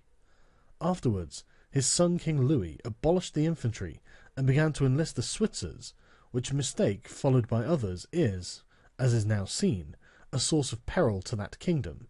because, having raised the reputation of the Switzers, he has entirely diminished the value of his own arms, for he has destroyed the infantry altogether, and his men-at-arms he has subordinated to others, for, being as they were so accustomed to fight along with the Switzers, it does not appear that they can now conquer without them. Hence it arises that the French cannot stand against the Switzers, and without the Switzers they do not come off well against the others. The armies of the French have thus become mixed, partly mercenary and partly national, both of which arms together are much better than mercenaries alone or auxiliaries alone, but much inferior to one's own forces. And this example proves it, for the kingdom of France would be unconquerable if the ordinance of Charles had been enlarged or maintained. But the scanty wisdom of man, on entering into an affair which looks well at first, cannot discern the poison that is hidden in it, and as I have said above of hectic fevers. Therefore, if he who rules a principality cannot recognize evils until they are upon him, he is not truly wise, and this insight is given to few. And if the first disaster to the Roman Empire should be examined, it will be found to have commenced only with the enlisting of the Goths, because from that time the vigour of the Roman Empire began to decline, and all that valour which had raised it passed away to others. I conclude, therefore, that no principality is secure without having its own forces. On the contrary, it is entirely dependent on good fortune, not having the valour which in adversity would defend it. And it has always been the opinion and judgment of wise men that nothing can be so uncertain or unstable as fame or power not founded on its own strength. And one's own forces are those which are composed of either subjects, citizens, or dependents. All others are mercenaries or auxiliaries. And the way to make ready one's own forces will be easily found if the rules suggested by me shall be reflected upon, and if one will consider how Philip, father of Alexander the Great, and many republics and princes have armed and organized themselves, to which rules I entirely commit myself. Chapter 14. That which concerns a prince on the subject of the art of war. A prince ought to have no other aim or thought, nor select anything else for his study, than war, and its rules and discipline, for this is the sole art that belongs to him who rules, and it is of such force that it not only upholds those who are born princes, but it often enables men to rise from a private station to that rank. And on the contrary, it is seen that when princes have thought more of ease than of arms, they have lost their states. And the first cause of your losing it is to neglect this art, and what enables you to acquire a state is to be master of the art. Francesco Sforza, though being marshal, from a private person became Duke of Milan, and the sons, through avoiding the hardship and troubles of arms, from dukes became private persons. For among other evils which being unarmed brings you, it causes you to be despised, and this is one of those ignominities against you which a prince ought to guard himself, as is shown later on, because there is nothing proportionate between the armed and the unarmed, and it is not reasonable that he who is armed should yield obedience willingly to him who is unarmed, nor that the unarmed man should be secure among armed servants,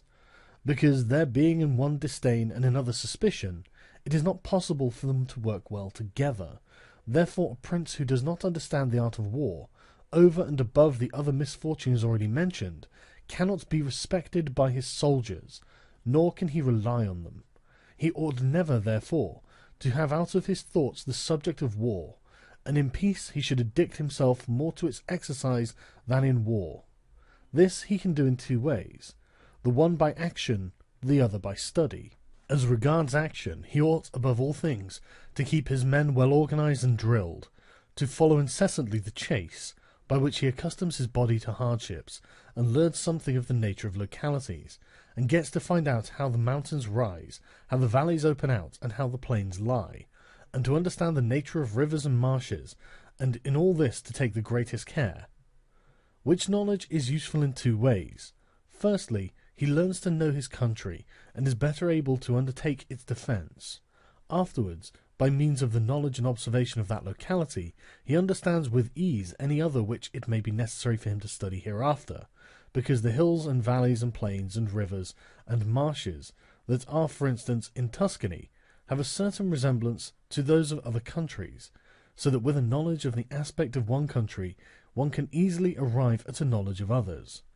And the prince that lacks this skill lacks the essential which it is desirable that a captain should possess, for it teaches him to surprise his enemy, to select quarters, to lead armies, to array the battle, to besiege towns to advantage. Philopoemen, prince of the Achaeans, among other praises which writers have bestowed upon him, is commended because in time of peace he never had anything on his mind but the rules of war, and when he was in the country with his friends, he often stopped and reasoned with them. If the enemy should be upon that hill, and we should find ourselves here with our army, with whom would be the advantage? How should one best advance to meet him, keeping the ranks? If we should wish to retreat, how ought we to pursue?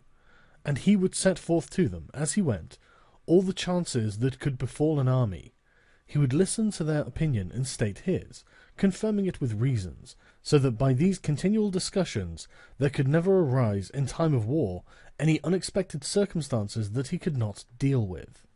But to exercise the intellect the prince should read histories, and study there the actions of illustrious men, to see how they have borne themselves in war,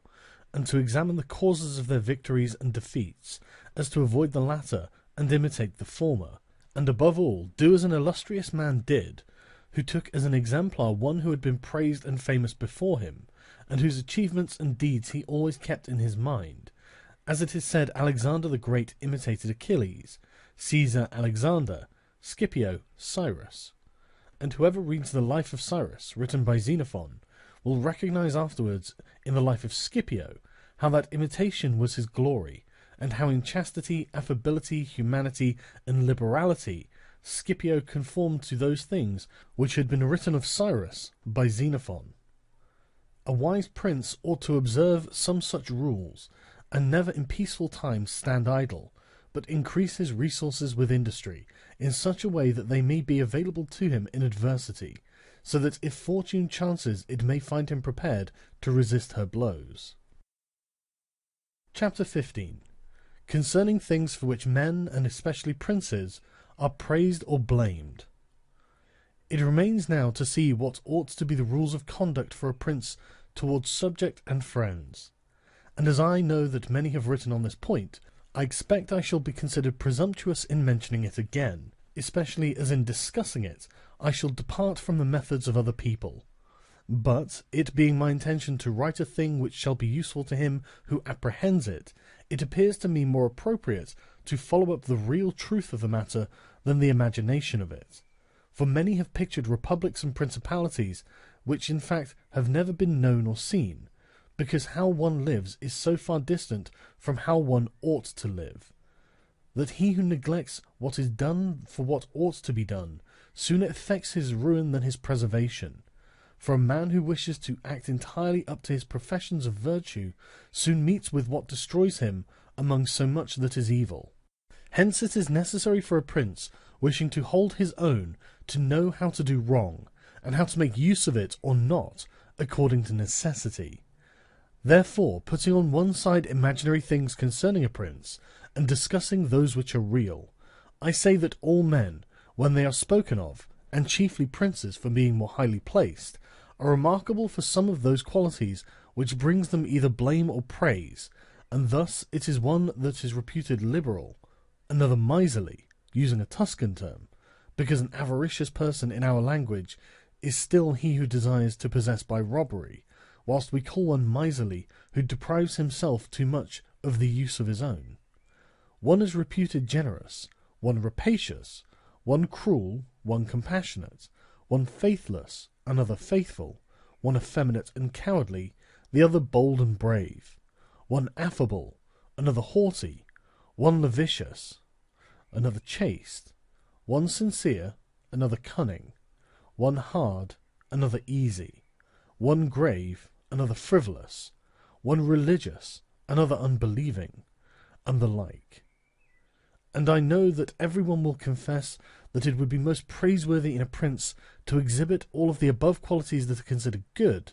but because they can neither be entirely possessed nor observed, for human conditions do not permit it, it is necessary for him to be sufficiently prudent that he may know how to avoid the reproach of those vices which would lose him his state, and also keep himself, if it is possible, from those which would not lose him it.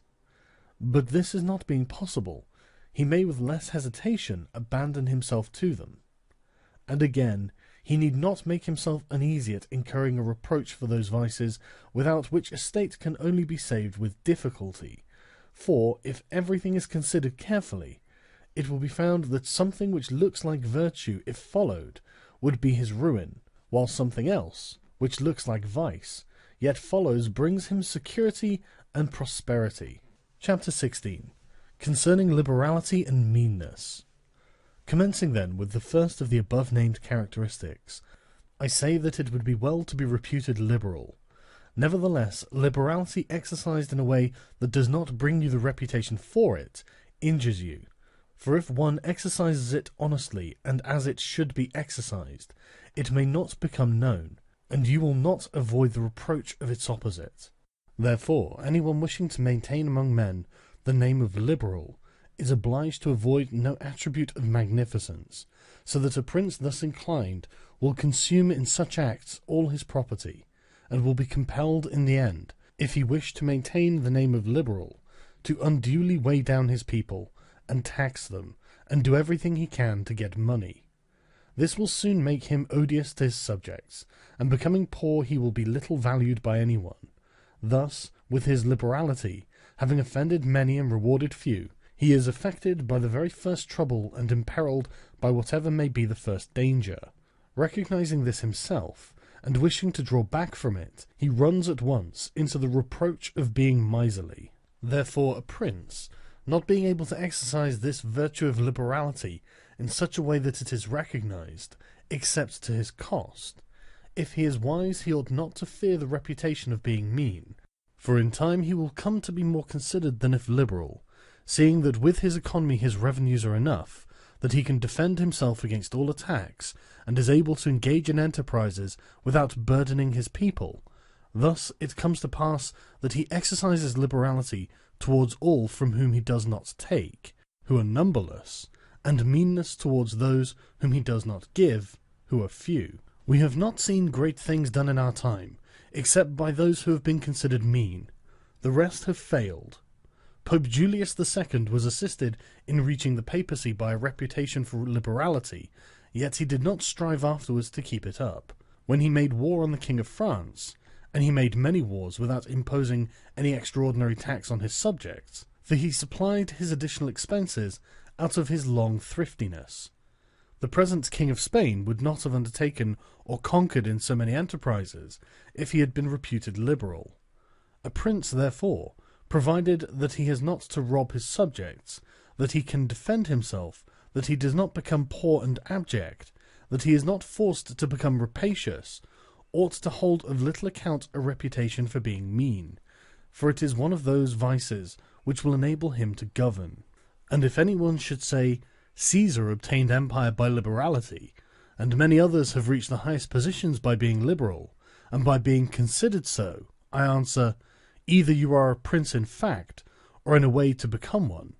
In the first case, this liberality is dangerous. In the second, it is very necessary to be considered liberal,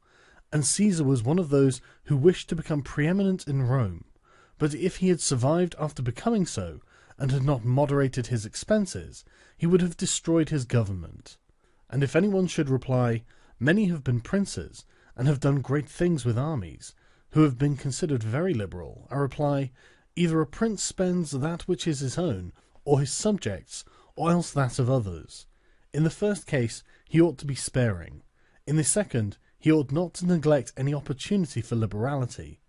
And to the prince who goes forth with his army, supporting it by pillage, sack, and extortion, handling that which belongs to others, this liberality is necessary, otherwise he would not be followed by soldiers. And of that which is neither yours nor your subjects can you be a ready giver, as was Cyrus, Caesar, and Alexander, because it does not take away from your reputation if you squander that of others, but adds to it. It is only squandering your own that injures you. And there is nothing wastes so rapidly as liberality, for even whilst you exercise it, you lose the power to do so, and so become either poor or despised, or else, in avoiding poverty, rapacious and hated. And a prince should guard himself above all things against being despised and hated, and liberality leads you to both. Therefore, it is wiser to have a reputation for meanness, which brings reproach without hatred, than to be compelled through seeking a reputation for liberality, to incur a name for rapacity, which begets reproach with hatred. Chapter 17. Concerning cruelty and clemency, and whether it is better to be loved than feared. Coming now to the other qualities mentioned above, I say that every prince ought to desire to be considered clement, and not cruel. Nevertheless, he ought to take care not to misuse this clemency. Caesar Borgia was considered cruel. Notwithstanding, his cruelty reconciled the Romagna, unified it, and restored it to peace and loyalty. And if this be rightly considered, he will be seen to have been much more merciful than the Florentine people, who, to avoid a reputation for cruelty, permitted Pistoia to be destroyed. Therefore a prince, so long as he keeps his subjects united and loyal, ought not to mind the reproach of cruelty, because with a few examples he will be much more merciful than those who, through too much mercy, allow disorders to arise, from which follow murders or robberies, for these are wont to injure the whole people, whilst those executions which originate with a prince offend the individual only. And of all princes, it is impossible for the new prince to avoid the imputation of cruelty, owing to new states being full of dangers.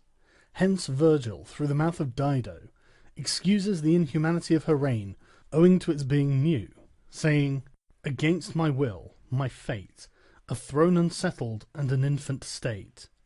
bid me defend my realms with all my powers, and guard with these severities my shores." Nevertheless, he ought to be slow to believe and to act, nor should he himself show fear, but proceed in a temperate manner, with prudence and humanity, so that too much confidence may not make him incautious, and too much distrust render him intolerable. Upon this a question arises, whether it should be better to be loved than feared, or feared than loved. It may be answered that one should wish to be both, but because it is difficult to unite them in one person, it is much safer to be feared than loved, when of the two, either must be dispensed with. Because this is to be asserted in general of men, that they are ungrateful, fickle, false, cowardly, covetous, and as long as you succeed they are yours entirely. They will offer you their blood, property, life, and children, as it is said above, when the need is far distant. But when it approaches, they turn against you, and that prince, who, relying entirely on their promises, has neglected other precautions, is ruined. Because friendships that are obtained by payments, and not by greatness or nobility of mind, may indeed be earned, but they are not secured, and in time of need cannot be relied upon. And men have less scruple in offending one who is beloved than one who is feared, for love is preserved by the link of obligation, which, owing to the baseness of men, is broken at every opportunity for their advantage. But fear preserves you by a dread of punishment which never fails. Nevertheless, a prince ought to inspire fear in such a way that, if he does not win love, he avoids hatred, because he can endure very well being feared whilst he is not hated, which will always be as long as he abstains from the property of his citizens and subjects, and from their women. But when it is necessary for him to proceed against the life of someone, he must do it on the proper justification and for manifest cause. But above all things he must keep his hands off the property of others, because men more quickly forget the death of their father than the loss of their patrimony. Besides, pretexts for taking away the property are never wanting, for he who has once begun to live by robbery will always find pretexts for seizing what belongs to others, but reasons for taking life, on the contrary, are more difficult to find and sooner lapse. But when a prince is with his army, and has under control a multitude of soldiers, then it is quite necessary for him to disregard the reputation of cruelty, for without it he would never hold his army united, or disposed to its duties. Among the wonderful deeds of Hannibal, this one is enumerated, that having led an enormous army, composed of many various races of men, to fight in foreign lands, no dissensions arose, either from among them or against the prince, whether in his bad or in his good fortune. This arose from nothing else than his inhuman cruelty, which, with his boundless valour, made him revered and terrible in the sight of his soldiers. But without that cruelty, his other virtues were not sufficient to produce this effect. And short-sighted writers admire his deeds from one point of view, and from another condemn the principal cause of them. That it is true his other virtues would not have been sufficient for him may be proved by the case of Scipio, that most excellent man, not only of his own times but within the memory of man, against whom, nevertheless, his army rebelled in Spain. This arose from nothing but his too great forbearance, which gave his soldiers more license than is consistent with military discipline. For this he was upbraided in the Senate by Fabius Maximus, and called the corrupter of the Roman soldiery. The Locrians were laid waste by a legate of Scipio, yet they were not avenged by him, nor was the insolence of the legate punished, owing entirely to his easy nature, insomuch that someone in the Senate, wishing to excuse him, said that there were many men who knew much better how not to err than to correct the errors of others. This disposition, if he had been continued in the command, would have destroyed in time the fame and glory of Scipio, but, he being under the control of the Senate, this injurious characteristic not only concealed itself, but contributed to his glory. Returning to the question of being feared or loved, I come to the conclusion that, men loving according to their own will, and fearing according to that of the prince, a wise prince should establish himself on that which is in his own control, and not in that of others. He must endeavour only to avoid hatred, as is noted. Chapter 18. Concerning the way in which princes should keep faith. Everyone admits how praiseworthy it is in a prince to keep faith and to live with integrity and not with craft. Nevertheless, our experience has been that those princes who have done great things have held good faith of little account, and have known how to circumvent the intellect of men by craft, and in the end have overcome those who have relied on their word. You must know that there are two ways of contesting, one by the law, the other by force. The first method is proper to men, the second to beasts. But because the first is frequently not sufficient, it is necessary to have recourse to the second. Therefore it is necessary for a prince to understand how to avail himself of the beast and the man. This has been figuratively taught to princes by ancient writers, who describe how Achilles and many other princes of old were given to the centaur Chiron to nurse, who brought them up in his discipline, which means solely that, as they had for a teacher one who was half beast and half man, so it is necessary for a prince to know how to make use of both natures, and that one without the other is not durable. A prince, therefore, being compelled knowingly to adopt the beast, ought to choose the fox and the lion, because the lion cannot defend himself against snares, and the fox cannot defend himself against wolves. Therefore it is necessary to be a fox to discover the snares, and a lion to terrify the wolves. Those who rely simply on the lion do not understand what they are about. Therefore a wise lord cannot, nor ought he to, keep faith when such observance may be turned against him, and when the reasons that caused him to pledge it exist no longer. If men were entirely good, this precept would not hold, but because they are bad, and will not keep faith with you, you too are not bound to observe it with them. Nor will there ever be wanting to a prince legitimate reasons to excuse this non-observance. Of this endless modern examples could be given, showing how many treaties and engagements have been made void and of no effect through the faithlessness of princes, and he who has known best how to employ the fox has succeeded best. But it is necessary to know well how to disguise this characteristic, and to be a great pretender and dissembler, and men are so simple and so subject to present necessities that he who seeks to deceive will always find someone who will allow himself to be deceived. One recent example I cannot pass over in silence. Alexander VI did nothing else but deceive men, nor ever thought of doing otherwise, and he always found victims, for never was there a man who had greater power in asserting, or who with greater oaths would affirm a thing, yet would observe it less. Nevertheless his deceits always succeeded according to his wishes, because he well understood this side of mankind. Therefore it is unnecessary for a prince to have all the good qualities I have enumerated, but it is very necessary to appear to have them. And I shall dare say this also, that to have them and to always observe them is injurious, and that to appear to have them is useful.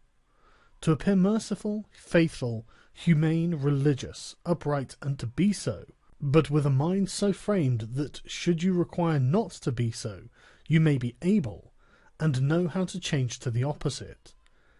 And you have to understand this, that a prince, especially a new one, cannot observe all those things for which men are esteemed, being often forced, in order to maintain the state, to act contrary to fidelity, friendship, humanity, and religion.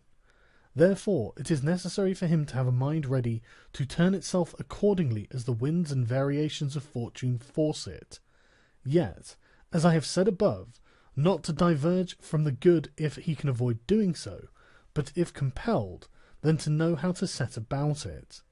For this reason, a prince ought to take care that he never lets anything slip from his lips that is not replete with the above-named 5 qualities, that he may appear to him who sees and hears him altogether merciful, faithful, humane, upright, and religious.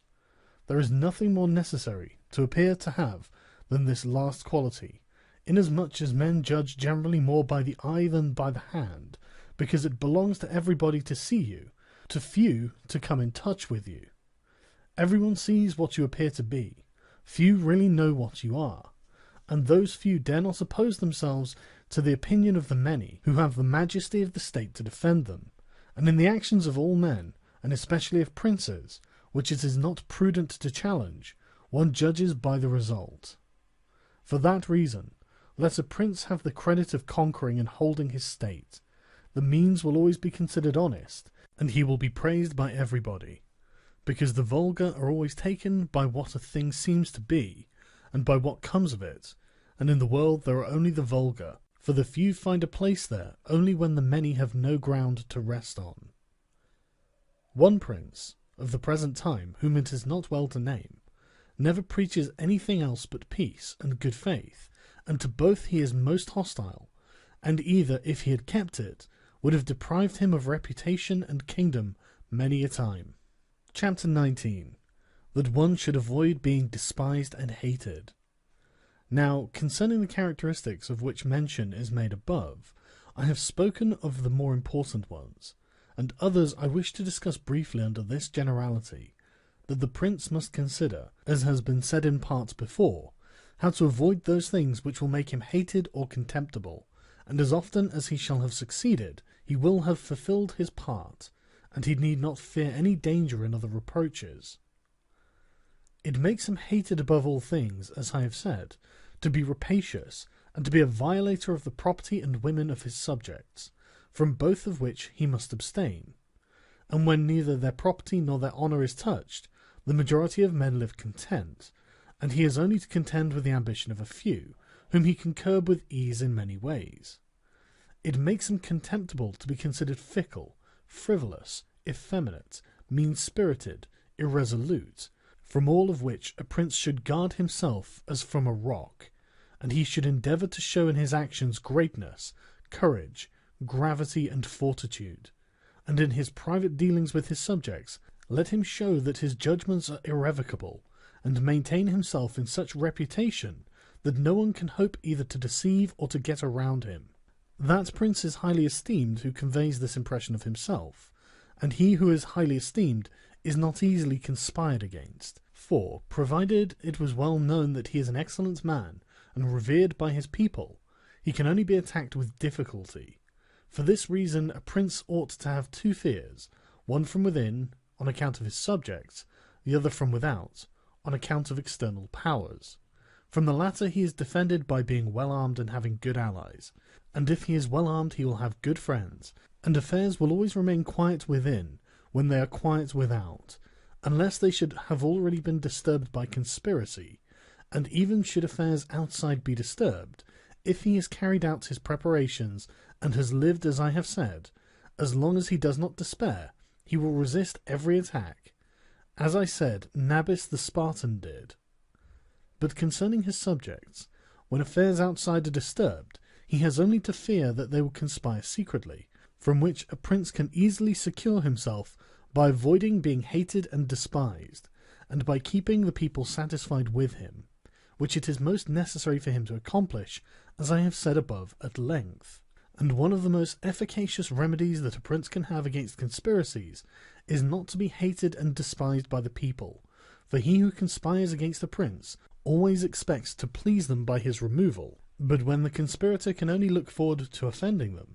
he will not have the courage to take such a course, for the difficulties that confront a conspirator are infinite, and as experience shows, many have been the conspiracies, but few have been successful, because he who conspires cannot act alone, nor can he take a companion, except from those whom he believes to be malcontents, and as soon as you have opened your mind to a malcontent, you have given him the material with which to content himself, for by denouncing you he can look for every advantage, so that, seeing the gain from this course to be assured, and seeing the other to be doubtful and full of dangers, he must be a very rare friend, or a thoroughly obstinate enemy of the prince, to keep faith with you. And, to reduce the matter to a small compass, I say that on the side of the conspirator there is nothing but fear, jealousy, prospect of punishment to terrify him, but on the side of the prince there is the majesty of the principality, the laws and the protection of friends and the state to defend him, so that, adding to these things the popular goodwill, it is impossible that anyone should be so rash as to conspire. For whereas in general the conspirator has to fear before the execution of his plot, in this case he also has to fear the sequel to the crime, because on account of it he has the people for an enemy, and thus cannot hope for any escape. Endless examples could be given on this subject, but I will be content with one, brought to pass within the memory of our fathers. Messer Annibale Bentivogli, who was prince in Bologna, grandfather of the present Annibale, having been murdered by the Canesci, who conspired against him, not one of his family survived but Messer Giovanni, who was in childhood. Immediately after his assassination, the people rose and murdered all the Canesci. This sprung from the popular goodwill which the house of Bentivogli enjoyed in those days in Bologna, which was so great that although none remained there after the death of Annibale who was able to rule the state, the Bolognese, having information that there was one of the Bentivogli family in Florence, who up to that time had been considered the son of a blacksmith, sent to Florence for him, and gave him the government of their city, and it was ruled by him until Messer Giovanni came in due course to the government. For this reason I consider that a prince ought to reckon conspiracies of little account when his people hold him in esteem, but when it is hostile to him, and bears hatred towards him, he ought to fear everything and everybody. And well-ordered states and wise princes have taken every care not to drive the nobles to desperation, and to keep the people satisfied and contented, for this is one of the most important objects a prince can have. Among the best ordered and governed kingdoms of our times is France, and in it are found many good institutions which depend on the liberty and the security of the king. Of these the first is the Parliament and its authority, because he who has founded the kingdom, knowing the ambition of the nobility and their boldness, considered that a bit to their mouths would be necessary to hold them in, and, on the other side, knowing the hatred of the people, founded in fear against the nobles, he wished to protect them. Yet he was not anxious for this to be the particular care of the king. Therefore, to take away the reproach which he would be liable to from the nobles for favouring the people, and from the people for favouring the nobles, he set up an arbiter, who should be one that could beat down the great, and favour the lesser, without reproach to the king. Neither could you have a better or more prudent arrangement, or a greater source of security to the king and the kingdom. From this one can draw another important conclusion, that princes ought to leave affairs of reproach to the management of others, and keep those of grace in their own hands. And further, I consider that a prince ought to cherish the nobles, but not so as to make himself hated by the people. It may appear, perhaps, to some who have examined the lives and deaths of Roman emperors, that many of them would be an example contrary to my opinion, seeing that some of them lived nobly and showed great qualities of soul. Nevertheless, they have lost their empire, or have been killed by subjects who have conspired against them. Wishing, therefore, to answer these objections, I will recall the characters of some of these emperors, and will show that the causes of their ruin were not different to those alleged by me.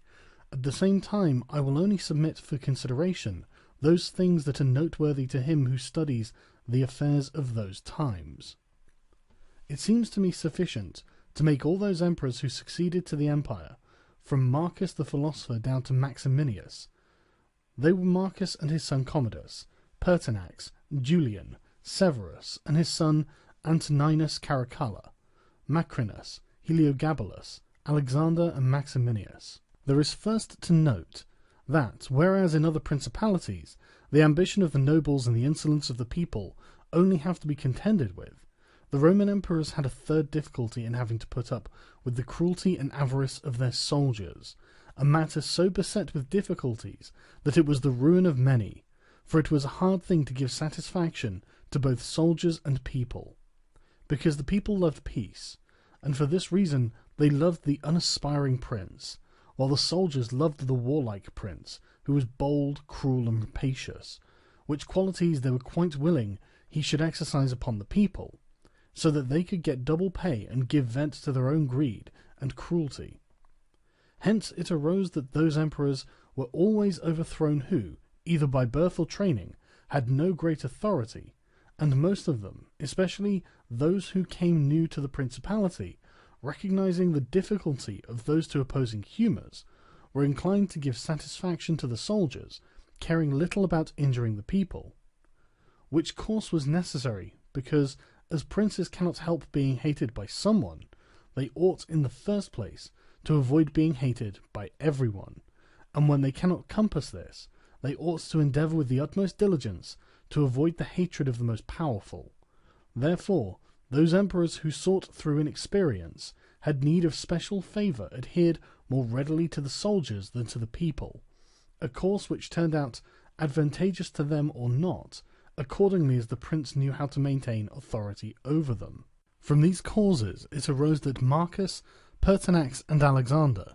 being all men of modest life, lovers of justice, enemies to cruelty, humane and benignant, came to a sad end except Marcus. He alone lived and died honoured, because he had succeeded to the throne by hereditary title, and owed nothing either to the soldiers or the people, and afterwards, being possessed of many virtues which made him respected, he always kept both orders in their places whilst he lived, and was neither hated nor despised. But Pertinax was created emperor against the wishes of the soldiers, who, being accustomed to live licentiously under Commodus, could not endure the honest life to which Pertinax wished to reduce them. Thus, having given cause for hatred, to which hatred there was added contempt for his old age, he was overthrown at the very beginning of his administration. And here it should be noted that hatred is acquired as much by good works as by bad ones. Therefore, as I said before, a prince wishing to keep his state is very often forced to do evil, for when that body is corrupt whom you think you have need of to maintain yourself, it be either the people or the soldiers or the nobles, you have to submit to its humours and to gratify them, and then good works will do you harm. But let us come to Alexander, who is a man of such great goodness, that among the other praises which are accorded him is this, that in the 14 years he held the empire, no one was ever put to death by him unjudged. Nevertheless, being considered effeminate and a man who allowed himself to be governed by his mother, he became despised, the army conspired against him, and murdered him. Turning now to the opposite characters of Commodus, Severus, Antoninus, Caracalla, and Maximinus, you will find them all cruel and rapacious men, who, to satisfy their soldiers, did not hesitate to commit every kind of iniquity against the people, and all, except Severus, came to a bad end. But in Severus there was so much valour, that, keeping the soldiers friendly, although the people were oppressed by him, he reigned successfully, for his valour made him so much admired in the sight of the soldiers and the people, that the latter were kept in a way astonished and awed, and the former respectful and satisfied. And because the actions of this man, as a new prince, were great, I wish to show briefly that he knew well how to counterfeit the fox and the lion, which natures, as I said above, it is necessary for a prince to imitate. Knowing the sloth of the Emperor Julian, he persuaded the army in Sclavonia, of which he was captain, that it would be right to go to Rome and avenge the death of Pertinax, who had been killed by the praetorian soldiers, and under this pretext, without appearing to aspire to the throne, he moved the army on Rome, and reached Italy before it was known that he had started. On his arrival at Rome, the Senate, through fear, elected him emperor and killed Julian. After this there remained for Severus, who wished to make himself master of the whole empire. Two difficulties, one in Asia, where Niger, head of the Asiatic army, had caused himself to be proclaimed emperor, the other in the west where Albinus was, who had also aspired to the throne. And as he considered it dangerous to declare himself hostile to both, he decided to attack Niger and to deceive Albinus. To the latter he wrote that, being elected emperor by the Senate, he was willing to share that dignity with him, and sent him the title of Caesar, and moreover, that the Senate had made Albinus his colleague, which things were accepted by Albinus as true. But after Severus had conquered and killed Niger, and settled oriental affairs, he returned to Rome and complained to the Senate that Albinus, little recognizing the benefits that he had received from him, had by treachery sought to murder him, and for this ingratitude he compelled to punish him. Afterwards he sought him out in France, and took from him his government and life. He who will, therefore, carefully examine the actions of this man, will find him a most valiant lion and a most cunning fox. He will find him feared and respected by everyone,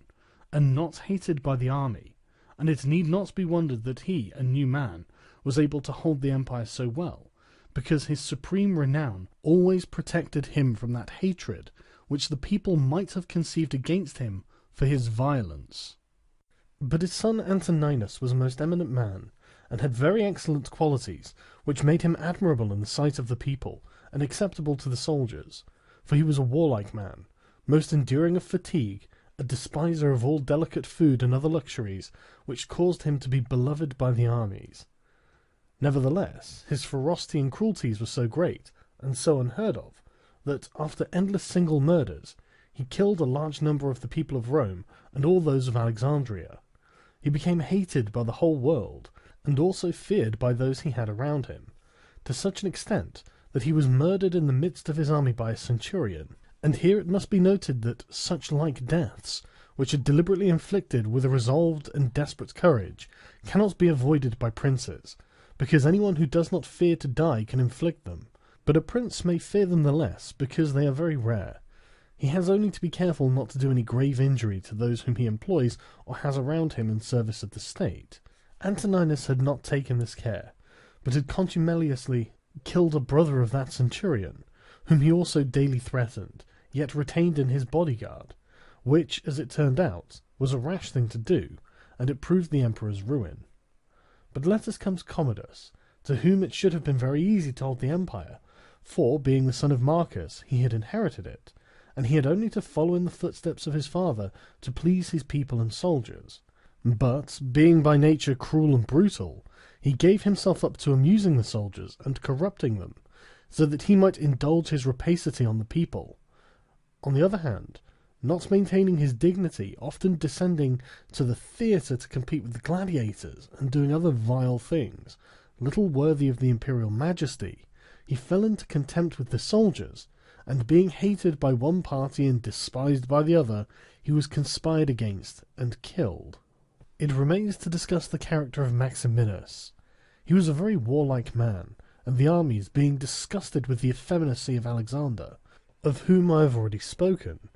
killed him and elected Maximinus to the throne. This he did not possess for long, for two things made him hated and despised. The one, his having kept sheep in Thrace, which brought him into contempt, it being well known to all, and considered a great indignity by everyone, and the other,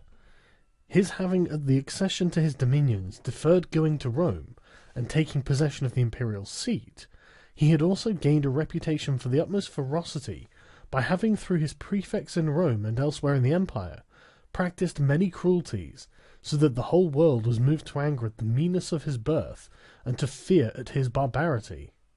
First Africa rebelled, then the Senate with all the people of Rome, and all Italy conspired against him, to which may be added his own army, this latter besieging Aquileia, and meeting with difficulties in taking it, were disgusted with his cruelties, and fearing him less when they found so many against him, murdered him. I do not wish to discuss Heliogabalus, Macrinus, or Julian, who, being thoroughly contemptible, were quickly wiped out,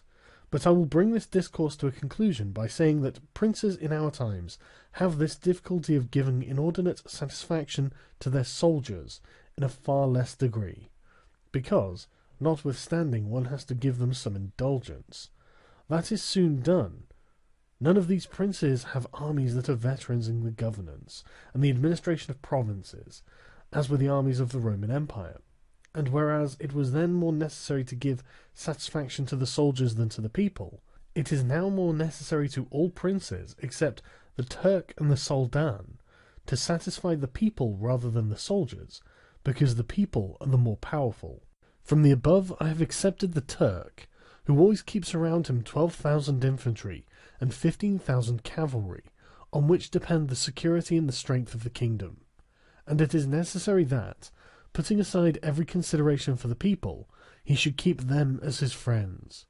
The kingdom of the Soldan is similar, being entirely in the hands of soldiers. It follows again that, without regard to the people, he must keep them as his friends. But you must note that the state of the Soldan is unlike all other principalities, for the reason that it is like the Christian pontificate, which cannot be called either a hereditary or a newly formed principality, because the sons of the old prince are not the heirs, but he who is elected to the position by those who have authority, and the sons remain only noblemen. And this being an ancient custom, it cannot be called a new principality, because there are none of those difficulties in it that are met with new ones. For although the prince is new, the constitution of the state is old, and it is framed so as to receive him as if he were its hereditary lord. But returning to the subject of our discourse, I say that whoever will consider it will acknowledge that either hatred or contempt has been fatal to the above-named emperors, and it will be recognized also how it happened that, a number of them acting in one way, and a number in another, only one in each way came to a happy end, and the rest to unhappy ones. Because it would have been useless and dangerous for Pertinax and Alexander, being new princes, to imitate Marcus, who was heir to the principality, and likewise it would have been utterly destructive to Caracalla, Commodus, and Maximinus to have imitated Severus, they not having sufficient valour to enable them to tread in his footsteps.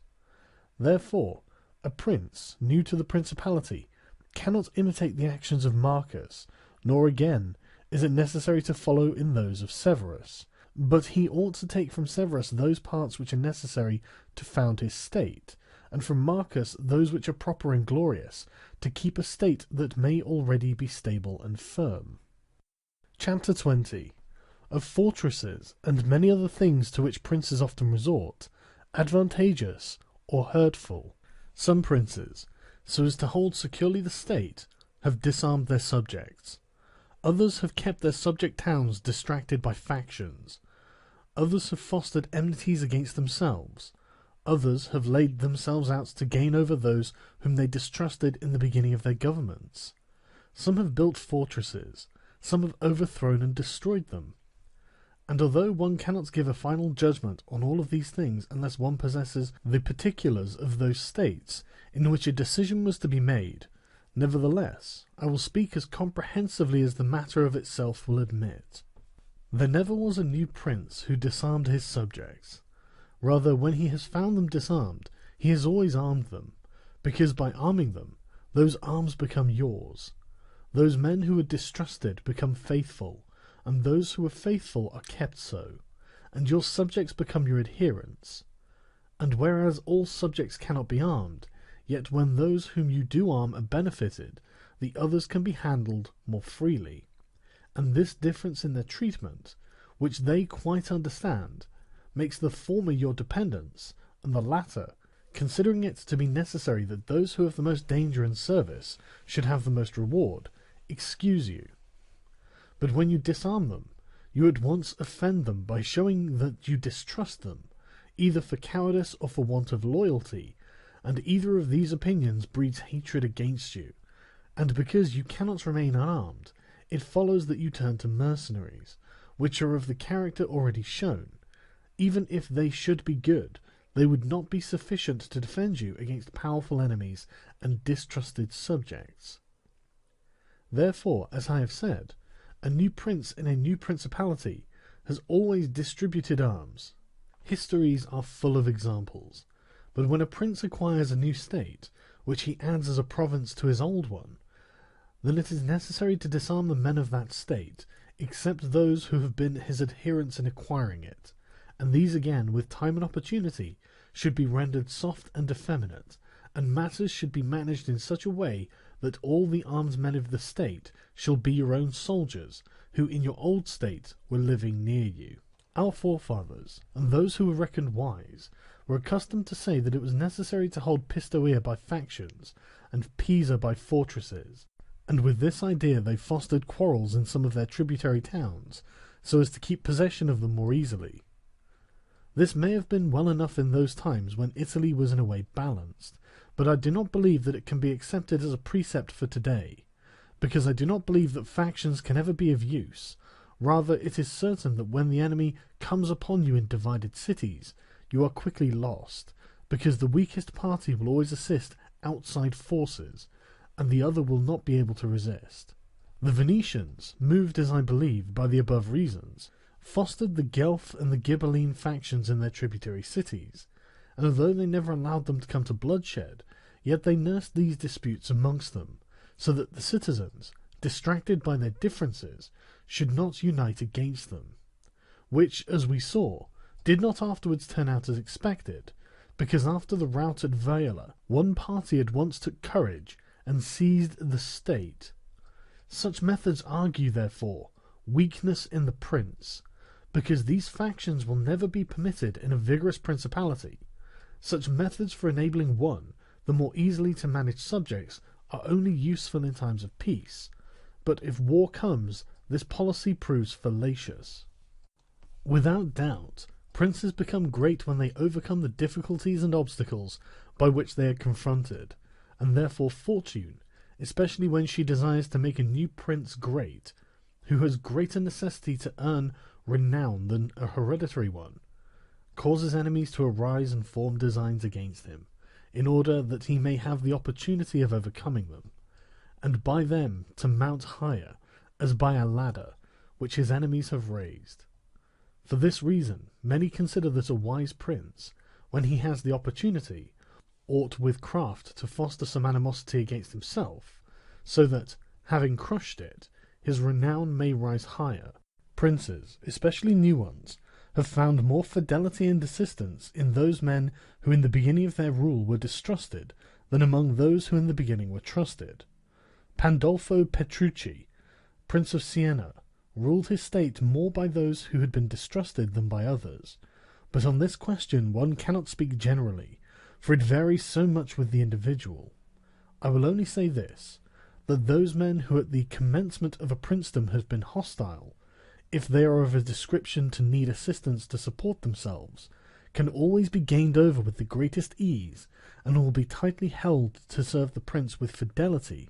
inasmuch as they know it to be very necessary for them to cancel by deeds the bad impression which he had formed of them. And thus the prince always extracts more profit from them than those who, serving him in too much security, may neglect his affairs. And since the matter demands it, I must not fail to warn a prince, who by the means of secret favours has acquired a new state, that he must well consider the reasons which induced those to favour him who did so, and if it be not a natural affection towards him, but only discontent with their government, then he will only keep them friendly with great trouble and difficulty, for it will be impossible to satisfy them. And weighing well the reasons for this, in those examples which can be taken from ancient and modern affairs, we shall find that it is easier for the prince to make friends of those men who were contented under the former government, and are therefore his enemies, than of those who, being discontented with it, were favourable to him and encouraged him to seize it. It has been a custom with princes, in order to hold their states more securely, to build fortresses that may serve as a bridle and bit to those who might design to work against them, and as a place of refuge from a first attack. I praise this system because it has been made use of formerly, notwithstanding that Messer Niccolo Vitelli in our times has been seen to demolish 2 fortresses in Città di Castello so that he might keep that state. Guido Ubaldo, Duke of Urbino, on returning to his dominion, whence he had been driven by Cesare Borgia,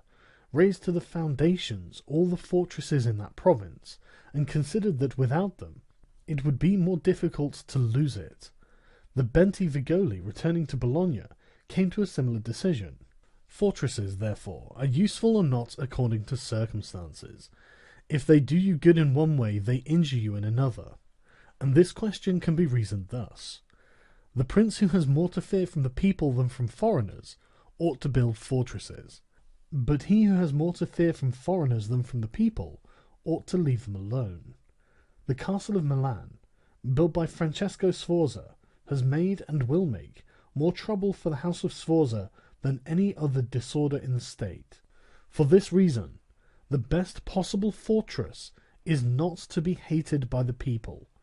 because although you may hold the fortresses, yet they will not save you if the people hate you. For there will never be wanting foreigners to assist a people who have taken arms against you.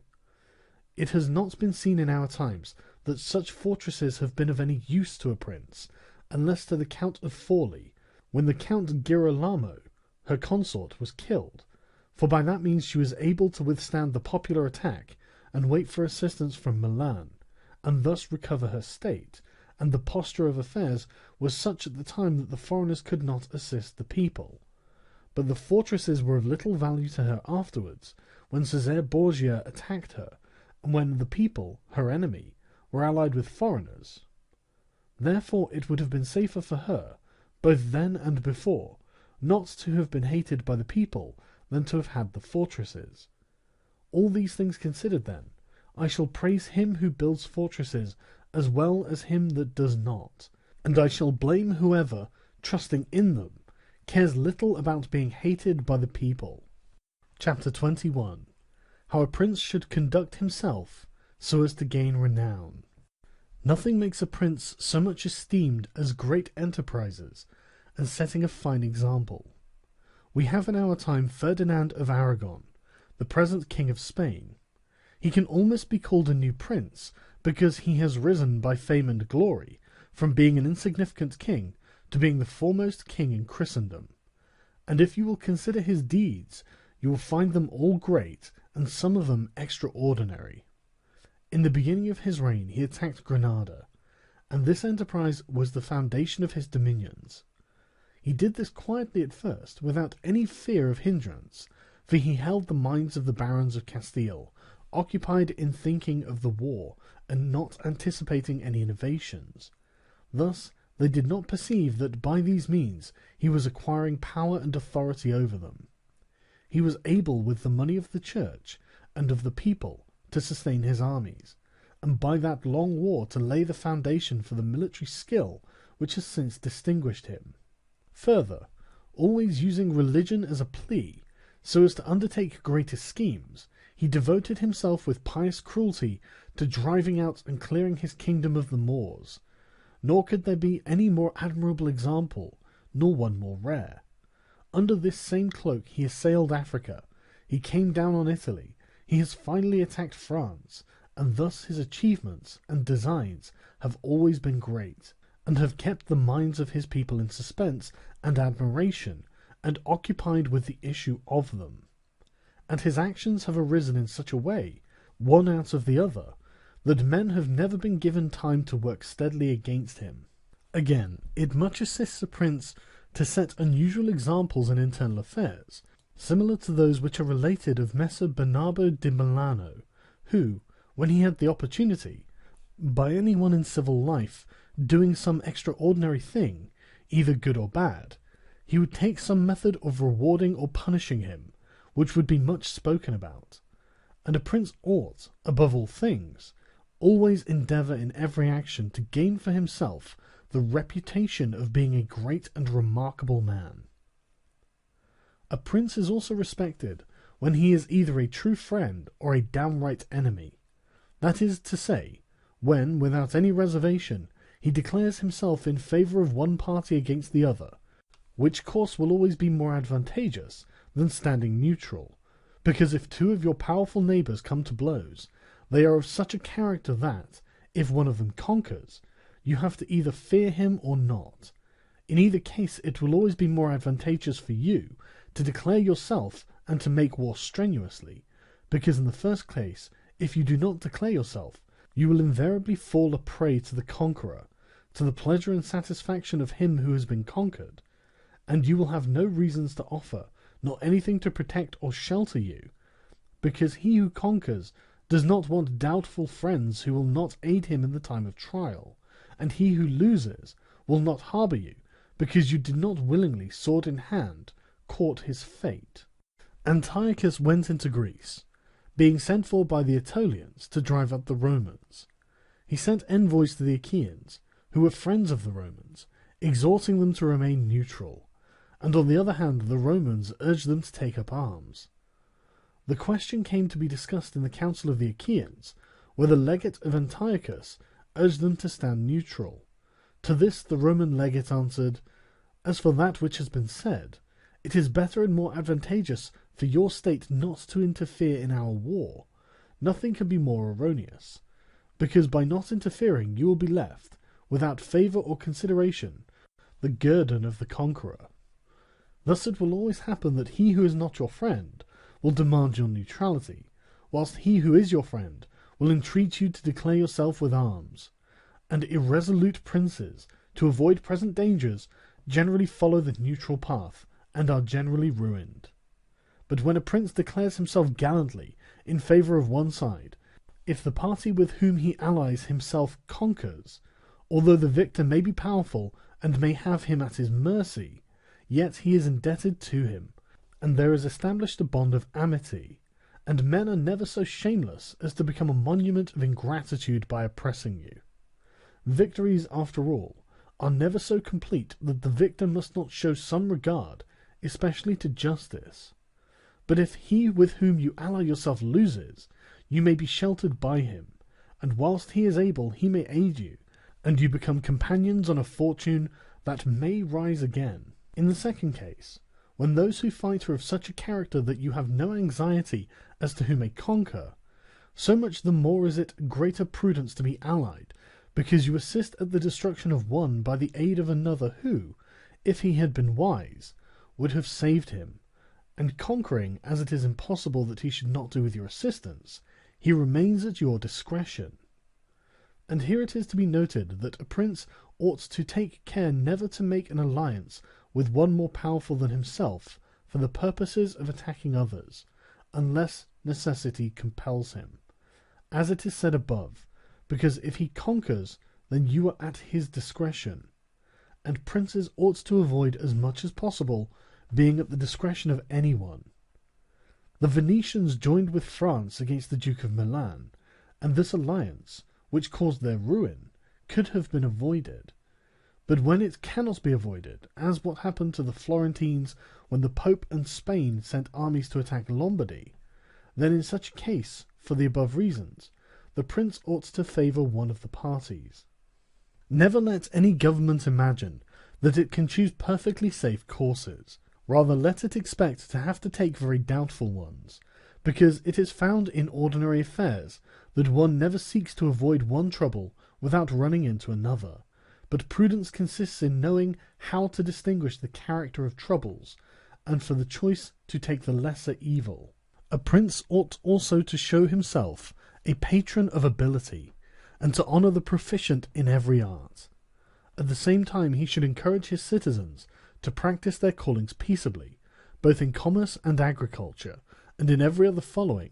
so that one should not be deterred from improving his possessions for fear lest they be taken away from him,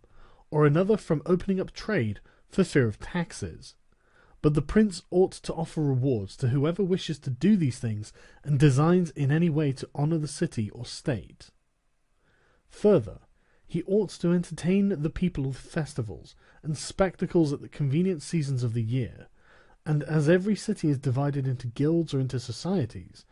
he ought to hold such bodies in esteem, and associate with them sometimes, and show himself an example of courtesy and liberality, nevertheless, always maintaining the majesty of his rank. For this he must never consent to abate in anything.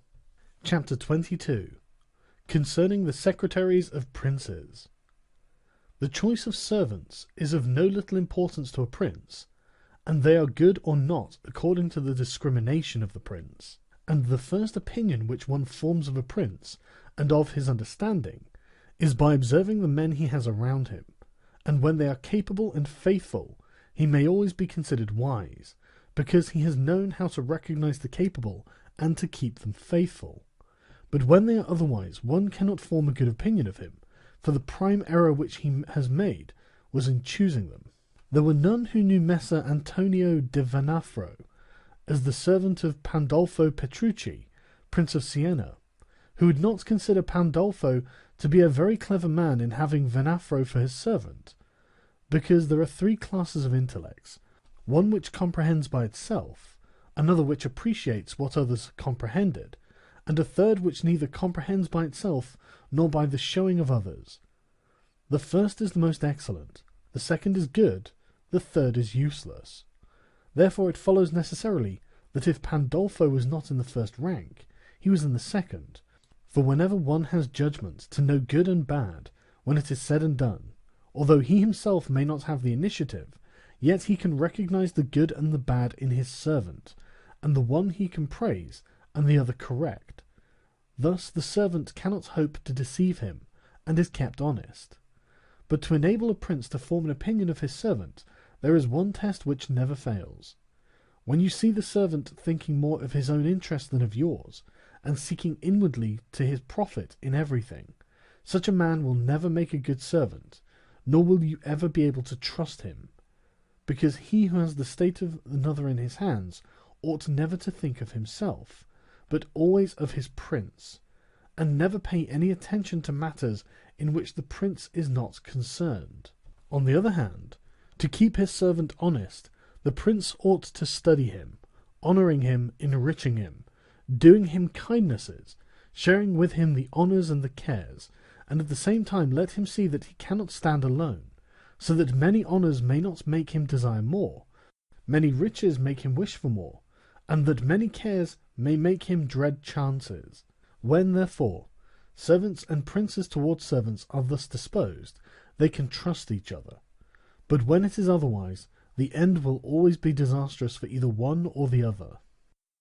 Chapter 23. How Flatterers should be avoided. I do not wish to leave out an important branch of this subject, for it is a danger from which princes are with difficulty preserved, unless they are very careful and discriminating. It is that of flatterers, of whom courts are full, because men are so self-complacent in their own affairs, and in a way so deceived in them, that they are preserved with difficulty from this pest, and if they wish to defend themselves, they run the danger of falling into contempt, because there is no other way of guarding oneself from flatterers, except letting men understand that to tell you the truth does not offend you. But when everyone may tell you the truth, respect for you abates. Therefore, a wise prince ought to hold a third course, by choosing the wise men in his state, and giving to them only the liberty of speaking the truth to him, and then only of those things which he inquires, and of none others, but he ought to question them upon everything, and listen to their opinions, and afterwards form his own conclusions. With these counsellors, separately and collectively, he ought to carry himself in such a way that each of them should know that, the more freely he shall speak, the more he shall be preferred. Outside of these, he should listen to no one, pursue the thing resolved on, and be steadfast in his resolutions. He who does otherwise is either overthrown by flatterers, or is so often changed by varying opinions that he falls into contempt. I wish on this subject to adduce a modern example. Fra Lucia, the man of affairs to Maximilian, the present emperor, speaking of his majesty, said, he consulted with no one, yet never got his own way in anything. This arose because of his following a practice the opposite to the above. For the emperor is a secretive man. He does not communicate his designs to anyone, nor does he receive opinions on them. But as in carrying them into effect they have become revealed and known, they are at once obstructed by those men whom he has around him, and he, being pliant, is diverted from them. Hence it follows that those things he does one day, he undoes the next, and no one ever understands what he wishes or intends to do, and no one can rely on his resolutions. A prince, therefore, ought always to take counsel, but only when he wishes and not when others wish. He ought rather to discourage everyone from offering advice unless he asks for it. But, however, he ought to be a constant inquirer, and afterwards a patient listener concerning the things of which he is inquired. Also, on learning that anyone, on any consideration, has not told him the truth, he should let his anger be felt. And if there are some who think that a prince who conveys an impression of his wisdom is not so through his own ability, but through the good advisers that he has around him,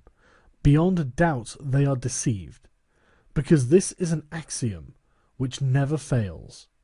that a prince who is not wise himself will never take good advice, unless by chance he has yielded his affairs entirely to one person who happens to be a very prudent man. In this case, indeed, he may be well governed, but it would not be for long, because such a governor would, in a short time, take away his state from him.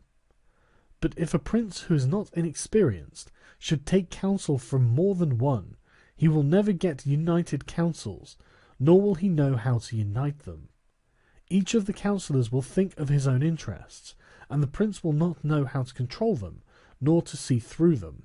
And they are not to found otherwise, because men will always prove untrue to you, unless they are kept honest by constraint. Therefore it must be inferred that good counsels, whencesoever they come,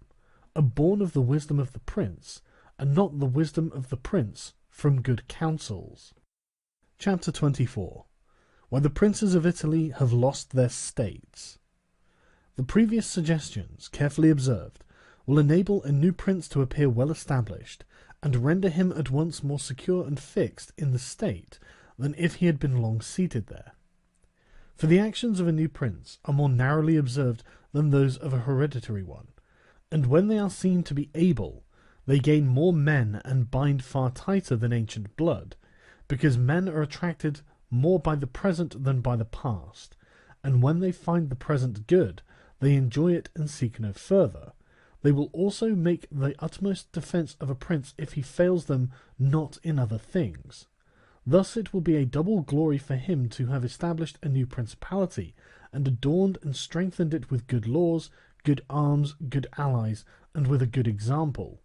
So it will be a double disgrace to him who, born a prince, shall lose his state by want of wisdom. And if those seigneurs are considered to have lost their states in Italy in our times, such as the King of Naples, the Duke of Milan, and others, there will be found in them, firstly, one common defect in regard to arms, from the causes which have been discussed at length. In the next place, some of them will be seen either to have had the people hostile, or if he has had the people friendly, he has not known how to secure the nobles. In the absence of these defects, states that have had enough power to keep an army in the field cannot be lost. Philip of Macedon, not the father of Alexander the Great, but he who was conquered by Titus Quintinius, had not much territory compared to the greatness of the Romans, and of Greece who attacked him, yet, being a warlike man who knew how to attract the people and secure the nobles, he sustained the war against his enemies for many years, and if in the end he lost the dominion of some cities, nevertheless he retained the kingdom. Therefore do not let our princes accuse fortune for the loss of their principalities after so many years' possession, but rather their own sloth, because in quiet times they never thought that there could be a change. It is a common defect in man not to make any provision in the calm against a tempest, and when afterwards the bad times came, they thought of flight and not defending themselves, and they hoped that the people, disgusted with the insolence of the conquerors, would recall them. This course, when others fail, may be good, but it is very bad to have neglected all other expedients for that, since you would never wish to fall because you trusted to be able to find someone later on to restore you. This again either does not happen, or, if it does, it will not be for your security, because that deliverance is of no avail which does not depend upon yourself. Those only are reliable, certain, and durable that depend on yourself and your valour. Chapter 25. What fortune can effect in human affairs, and how to withstand her. It is not unknown to me how many men have had, and still have, the opinion that the affairs of the world are in such wise governed by fortune and by God, that men with their wisdom cannot direct them, and that no one can even help them, and because of this they would have us believe that it is not necessary to labour much in affairs, but to let chance govern them. This opinion has been more credited in our times, because of the great changes in human affairs which have been seen, and may still be seen every day, beyond all human conjecture. Sometimes pondering over this, I am in some degree inclined to their opinion. Nevertheless, not to extinguish our free will, I hold it to be true that fortune is the arbiter of one half of our actions, but that she still leaves us to direct the other half, or perhaps a little less. I compare her to one of those raging rivers, which when in flood overflows the plains, sweeping away trees and buildings, bearing away the soil from place to place.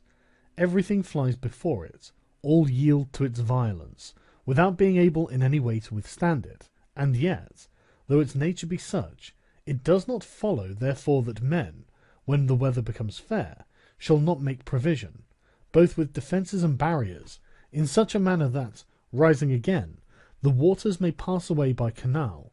and their force be neither so unrestrained nor so dangerous. So it happens with Fortune, who shows her power where valour has not prepared to resist her, and thither she turns her forces where she knows that barriers and defences have not been raised to constrain her. And if you will consider Italy, which is the seat of these changes, and which has given to them their impulse, you will see it to be an open country without barriers, and without any defence. For if it had been defended by proper valour, as are Germany, Spain, and France, either this invasion would not have made the great changes that it has made, or it would not have come at all.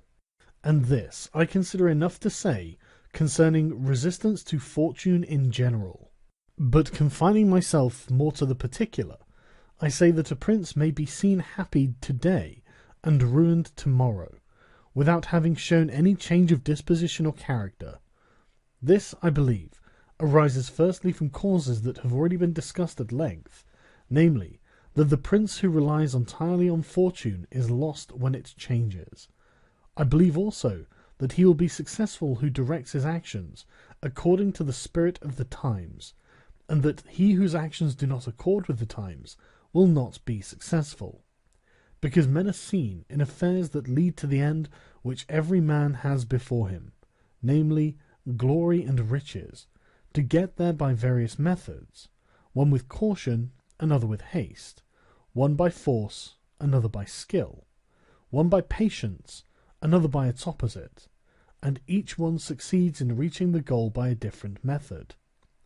One can also see of two cautious men, the one attain his end and the other fail, and similarly, two men by different observances are equally successful, the one being cautious, the other impetuous. All this arises from nothing else than whether or not they conform in their methods to the spirit of the times. This follows from what I have said, that two men working differently bring about the same effect, and of two working similarly, one attains his object and the other does not. Changes in a state also issue from this, for if to one who governs himself with caution and patience, time and affairs converge in such a way that his administration is successful, his fortune is made. But if time and affairs change, he is ruined if he does not change his course of action. But a man is not often found sufficiently circumspect to know how to accommodate himself to the change, both because he cannot deviate from what nature inclines him to do, and also because, having always prospered by acting in one way, he cannot be persuaded that it is well to leave it, and therefore the cautious man, when it is time to turn adventurous, does not know how to do it. But he had changed his conduct with the times fortune would not have changed. Pope Julius II went to work impetuously in all his affairs, and found the times and circumstances conform so well to that line of action that he always met with success. Consider his first enterprise against Bologna, Messer Giovanni Bentivogli being still alive. The Venetians were not agreeable to it, nor was the King of Spain, and he had the enterprise still under discussion with the King of France. Nevertheless, he personally entered upon the expedition with his accustomed boldness and energy,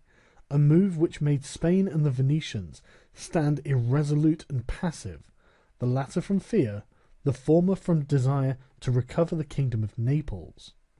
On the other hand, he drew after him the King of France, because that king, having observed the movement, and desiring to make the Pope his friend, so as to humble the Venetians, found it impossible to refuse him. Therefore Julius, with his impetuous action, accomplished what no other pontiff with simple human wisdom could have done. For if he had waited in Rome until he could get away, with his plans arranged and everything fixed, as any other pontiff would have done, he would never have succeeded, because the King of France would have made 1,000 excuses, and the others would have raised 1,000 fears. I will leave his other actions alone, as they were all alike, and they all succeeded, for the shortness of his life did not let him experience the contrary. But if circumstances had arisen which required him to go cautiously, his ruin would have followed, because he would never have deviated from those ways to which nature inclined him.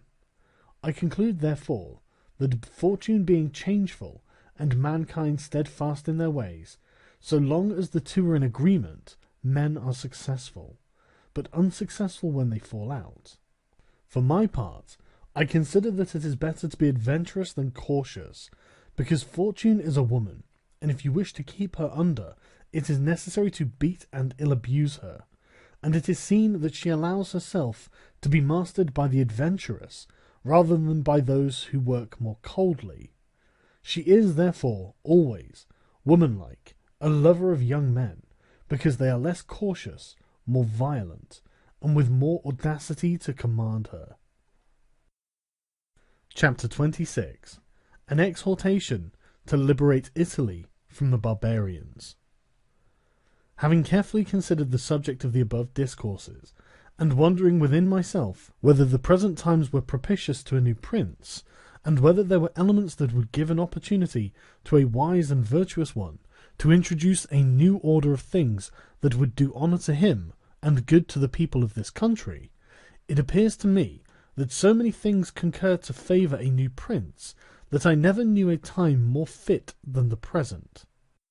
And if, as I said, it was necessary that the people of Israel should be captive so as to make manifest the ability of Moses, that the Persians should be oppressed by the Medes so as to discover the greatness of the soul of Cyrus, and the Athenians should be dispersed as to illustrate the capabilities of Theseus, then at the present time, in order to discover the virtue of an Italian spirit, it was necessary that Italy should be reduced to the extremity that she is in now, that she should be more enslaved than the Hebrews, more oppressed than the Persians, more scattered than the Athenians, without head, without order, beaten, despoiled, torn, overrun, and to have endured every kind of desolation. Although lately some spark may have been shown by one, which made us think he was ordained by God for our redemption, nevertheless it was afterwards seen, in the height of his career,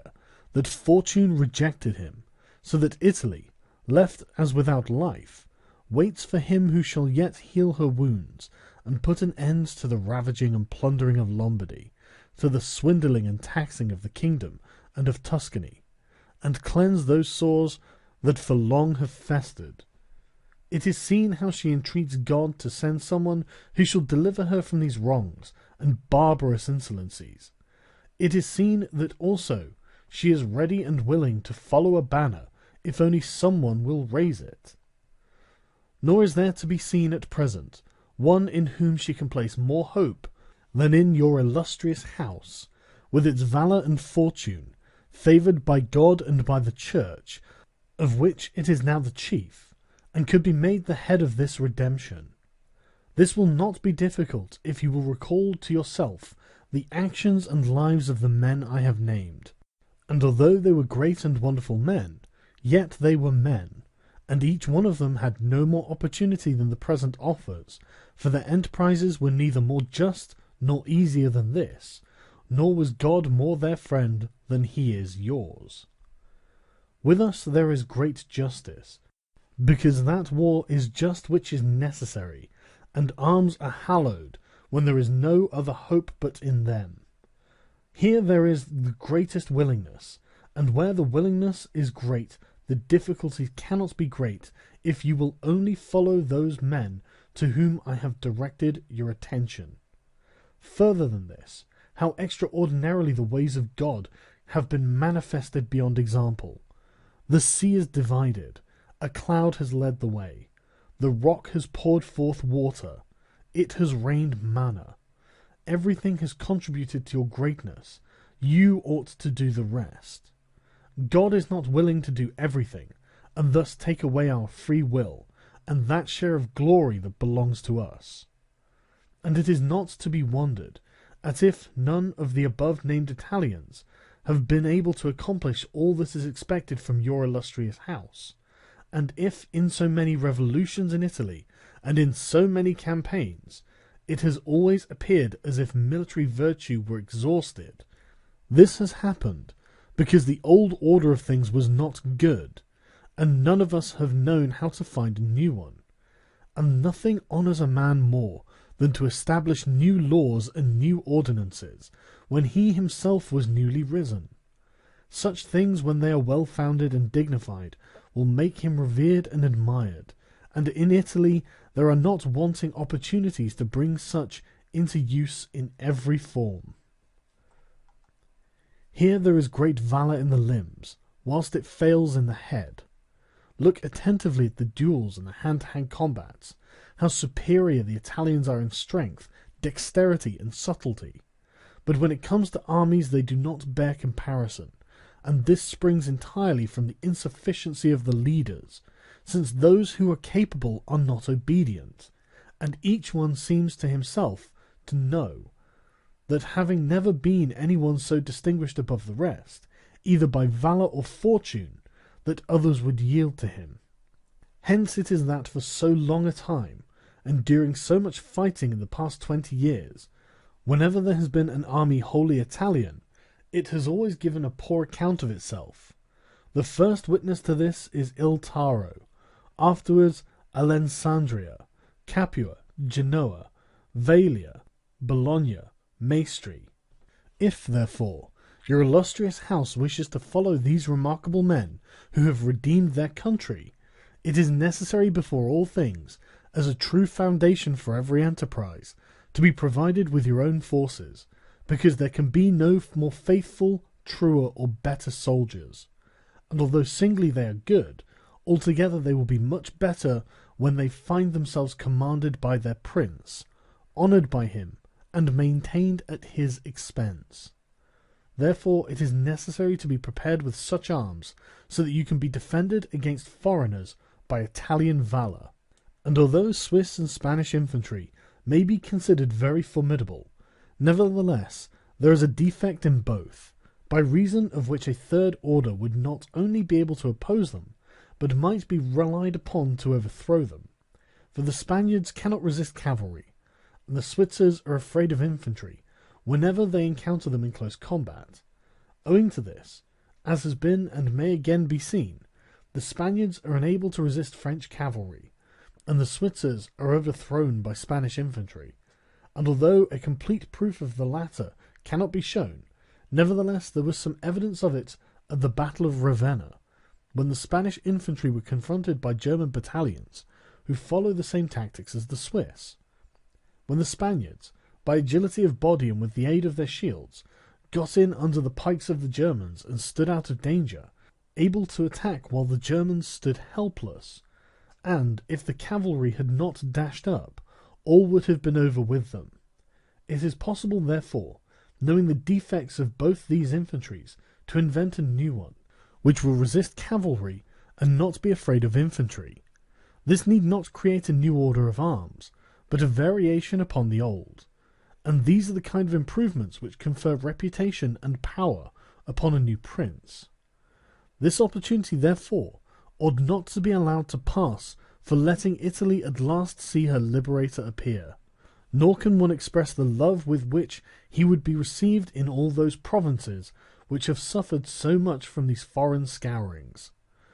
With what thirst for revenge, with what stubborn faith, with what devotion, with what tears. What door would be closed to him? Who would refuse obedience to him? What envy would hinder him? What Italian would refuse him homage? To all of us this barbarous dominion stinks. Let, therefore, your illustrious house take up this charge with that courage and hope with which all just enterprises are undertaken,